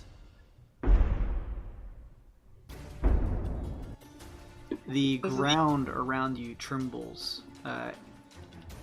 as a foot passes. Aesop, beads of sweat rain down from your brow, and in Vidi, you nearly fall to your feet as two massive legs begin to move in between you guys. What the fuck? Though it misses you, I need everyone, pretty much everybody except Rinkaz, to give me a dexterity saving throw. It's not stepping on you, but the tremor from just the ground around you makes it feel as though you may fall off your feet. All right, let's start with What the Glacé. fuck? Glacé's fine. Aesop might be fine. Pretty easy check. This one. 14. Okay. 16. Anybody below an 8? Oh my god. Oh, good. No, we're good, I think. Okay. No, passed. Everybody is fine as the whatever this thing is. Whoever is close now, if you guys are all close enough to where those who didn't make nature checks, if you wanted to, you could. I'm just pointing it out there. You don't have to. I think we all did, and we all failed miserably. Oh, I haven't made a check yet. Do it. Okay. Do it. We're doing nature. Nature Glacé check would could be the most apt thing to do. Though if you could convince me of something else, I would let you roll. But nature would be the most obvious. The only other way I'd want to make a check other than nature would just be insight to see if it's actually trying to step on Sure. movement. I mean, you could make that in conjunction with a nature check. Knowledge checks are free. Okay. It doesn't So like that would take still you. be a nature check. Well, do a nature and then do an insight check. Okay. Do the insight first, rather, and then do the nature check. Since the immediate threat would be, no matter what it is it trying to step on you?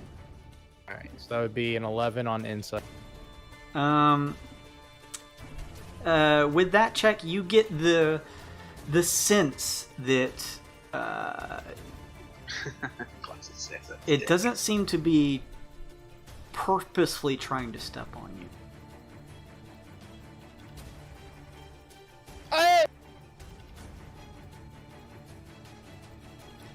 Oh shit! That's your nature check, NVD? Natural 20, no bonuses.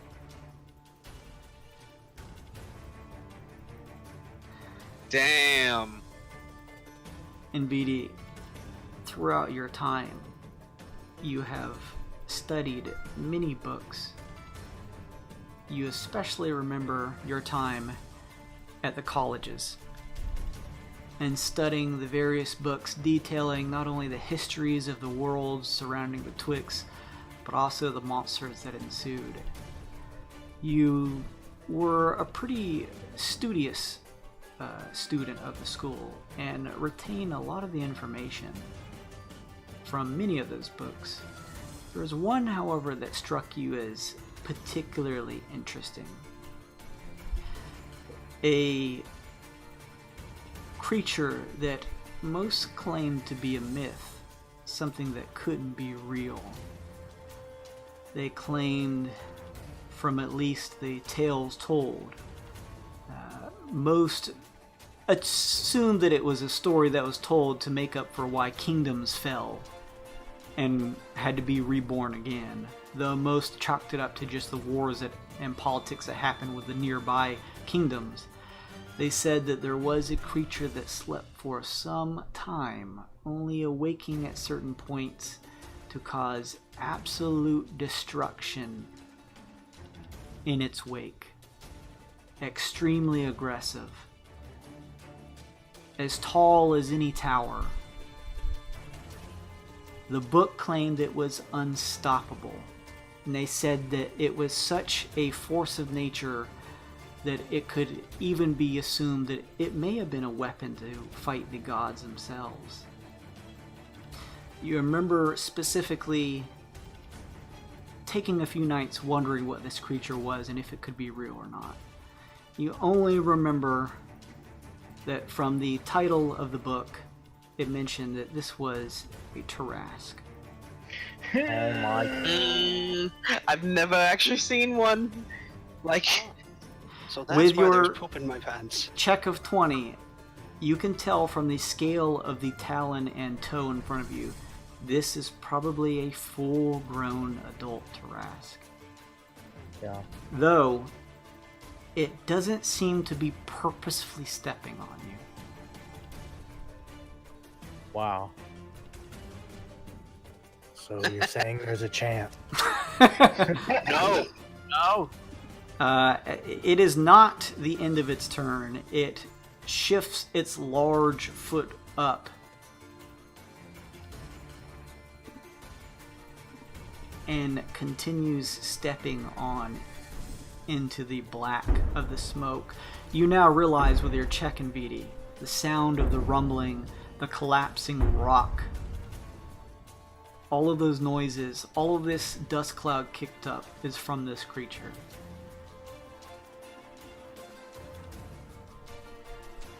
Can I... Alright, two things.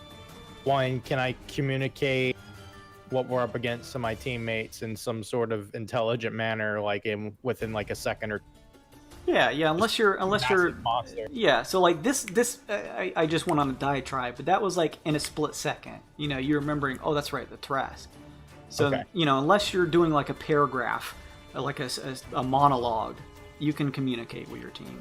Santa Maria, Tarrasque. Ay, Dios mío, esta Tarrasque. And then the second would be, could I do another check to see if I would know anything that's agitating it, that's making it stomp, or not trying to step on us? With your 20, I'll say you did your insight. No, it's kind of low, so I'll say no. But you at least know with your 20, you remember reading in that book, the thing is just extremely aggressive. Whatever is there for it to destroy, alive or not, whether it's rocks in its path or a city, it will destroy it. Okay. Edelwolf's speech about trying to stop this thing because it is a monster that will destroy worlds is beginning to ring true in your mind with your check. That makes sense. Do I I have was not time to- lying when I said all of that. I believe you.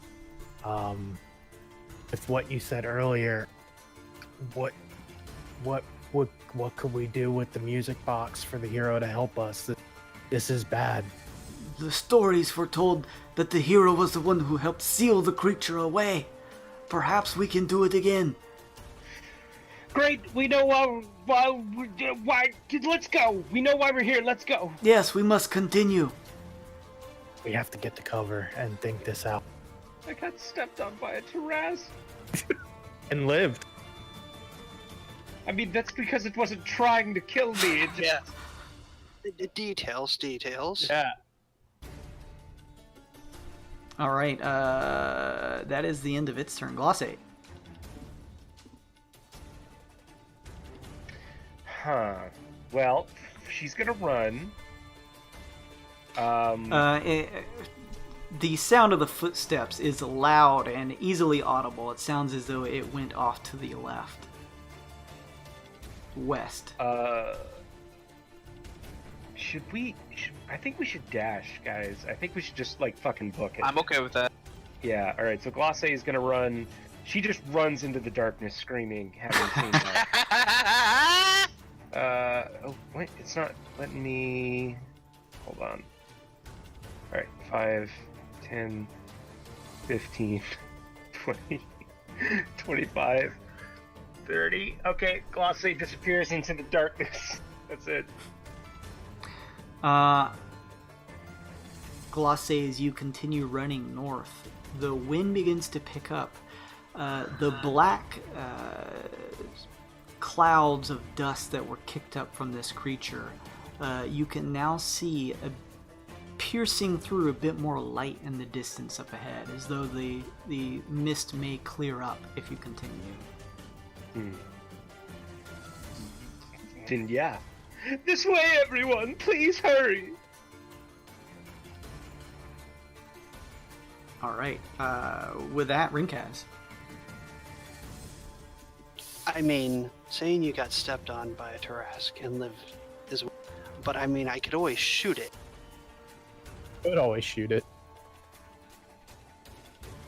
I think the smart thing to do would be to run. But I'm not. I agree. Every man for himself, or which way are we going? Glosse yelled out heading north. Well, that's where I'm going. And again, you guys don't have to roleplay it all out, but the rest of the team could easily communicate their general direction for you to kind of follow along with Glosse. You wouldn't have to just, like, all of you AWOL, just run in random directions. That's my movement. That's about it. Is that Just full keep movement? on that. You can take well, a that dash, as Luke was mentioning, if you'd like to. It's up to you. I like being middle of the pack. That way, in case anything happens, I can take a few shots if need be. Fair enough. You're a brave, brave man. Jira is up next. Okay. Jira is going to fly ahead.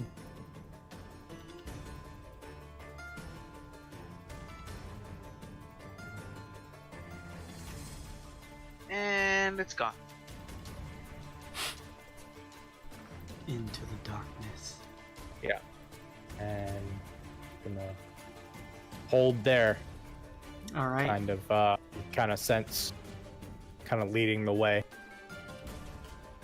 Aesop, you're up. Okay. I'm gonna wobble into the darkness. Oh god, stop it. Daddy, stop annoying me. 5, 10, 15, 20, 25, 30. What is that? What did I run into? Is that Jira? Okay, good. That's Jira. Jumping, you see Jira next to you. That was both in and out of character. And then Aesop's gonna, because he's actually faster than Glosse, is gonna keep going. 5, 10, 15, 20, 25, 30, 35, and 40. And that's it for his turn. From your distance, you can clearly tell another minute or so heading north at breakneck speed would clear you out of the dust of the ruinous center area of the Eos Ruins. Yeah, I just I keep waving my wand behind me. All right. It is the insect creature's turn. It is, I'm assuming, still mesmerized. Is that a minute? Oh, actually need to check. I think it's a minute based on what we did on Curbita. Yeah, hypnotic pattern is 1 minute. Okay. It is still mesmerized then. And BD, you're up. So then, Admittedly, Yeah. I'll say at this point, that seems to be the only immediate threat. I will allow you guys to all move if you'd like. Oh yeah, let's just get the fuck out of here. we're running. Then yeah, we need to just. You guys all kind of just want to haul ass north out of this area? Yes. Okay. Notably trying to not run off any cliffs like a cartoon character. Sure, sure.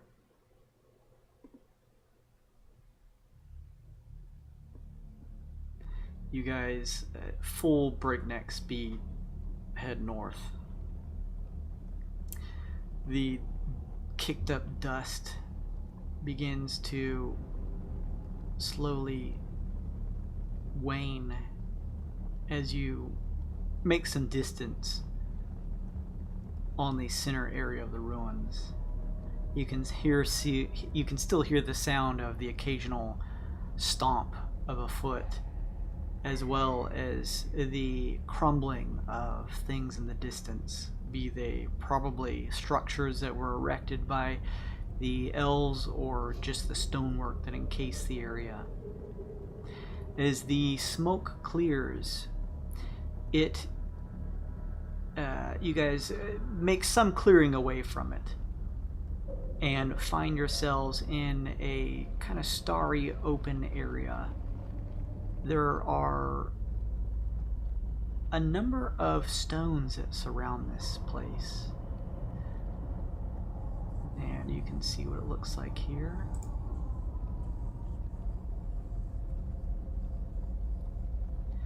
You can now see the smoke in the distance, now that you made a bit of headway out of it. Each of you catching your breath.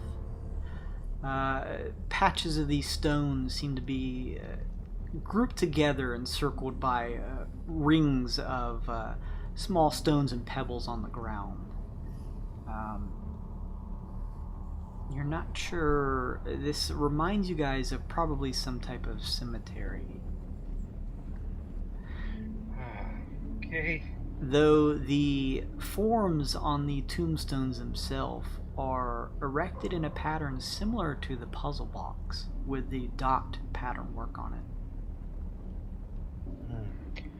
Did I hear you correctly? Did you say that was a Tarask?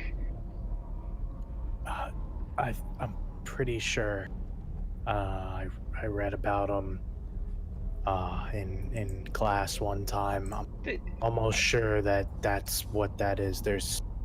Can't be too certain because it couldn't really see, but just the way the feet looked and just the amount of damage it's causing to the area, it just makes sense to. I guess we know what happened to these ruins then. Yeah. And I guess we know what we need to do with this music box now. Just if the patrollers can apprehend a witchlight marauder, imagine what would happen if they got their hands on a fucking Tarask. No one can have that sort of no. Yes, no one but us. We definitely need to Well, of course not. stop it. Can we? So where we're at right now, Jason, can we like look back and see the cloud of like dust? Yes, as you guys look back, you hear the footsteps of what you assume is a Tarask. Make me a perception check, everybody. Oh my god, Aesop, your perception sucks dick today. But Glosse's on point with a 20. 22. In the shadows, Adolwolf says. I have never laid eyes on a Tarask. I don't think there would be many who say they could. Alright, 22 for me. And VD, Rinkaz, Sun Kong, Aesop, who's that 19 for? It's for Glosse. Okay, cool. Glosse probably has a bonus to that. No, she doesn't actually. It's just 19. I'll say it's close enough. Close to 20. Everyone except Aesop, unfortunately, although I'm sure they can explain, I have blood in my eyes. You see something interesting. The bottom half of what looks like the things you've only seen in stories. It looks like a monstrous, like, bottom half of a dragon. Two scaly, thick, building-sized legs stretch on. A huge, monstrous tail swings out. You watch as it catches a nearby cliff, as if the creature didn't even realize it hit it. Just the top section is just blown off in a majestic display of just rock and debris. More smoke pulls from it. You can now see why it was so difficult to see back there, just the destruction. However, something interesting about this creature.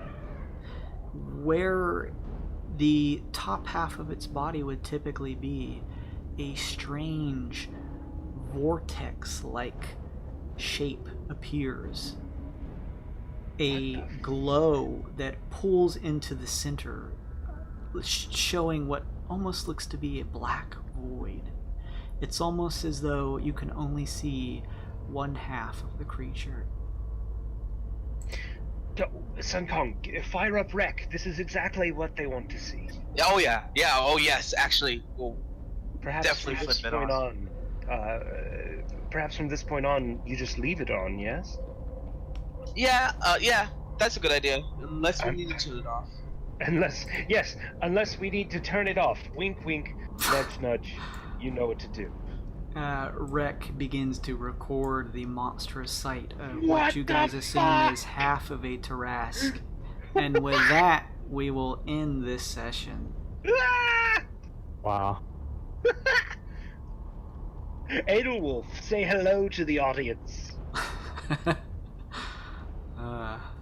Crazy if you click on the image from World 20 and it just becomes like, oh, that's so cool. My character got toe smushed by a Tarask. It's a giant gaping asshole with you legs. can now tell people. That thing's terrifying. I did the actual damage from one of the Tarask attacks as it stepped on you, so you can now tell people that you truthfully got stepped on by a Tarask. Yeah, D&D. boy. Wow. That's not a Tarask. That's a Tarask call. So, thank you guys for coming to play every week as usual. I really appreciate it. Late. It's alright, no worries. I hope you had fun. Sun Kong, Yeah. Yes, absolutely. you got to ride a comet steed. That seems pretty fun. Yes. We gotta get him one of those. Point my pistol at the thing. It's not working. This gun's can't even subdue a Tarask. I was hoping you'd shoot at it. That'd be great. Thank you guys. Thank you, Avocado Badado. Some of these may be bots as usual. Commander Root, I'm pretty sure, is a bot. That's a winner name, though. I really love it. That's the name of the week, Avocado Badado. Yeah. Thank you, Positivity Bot, or PO Civitivity Bot, whichever way it is. Thank you, Slow Cool. Thank you guys for watching. I hope you had fun. We will be back next week for more. Don't forget, you guys, whoever you're watching, as you guys watch, you're building up points. Wild bit points. You can use them to buy cool stuff. Just read the details below on our Twitch page. And if you missed any of these episodes, you can either watch them here on the Twitch page or go to the YouTube page, GAWDMODE, or just punch in Wyrd and Wyld, and it'll probably start pulling our episodes up for you. So appreciate everybody watching. I hope you had fun. I hope you guys had fun too, and we will see you next week. Bye, everybody. Bye. Bye.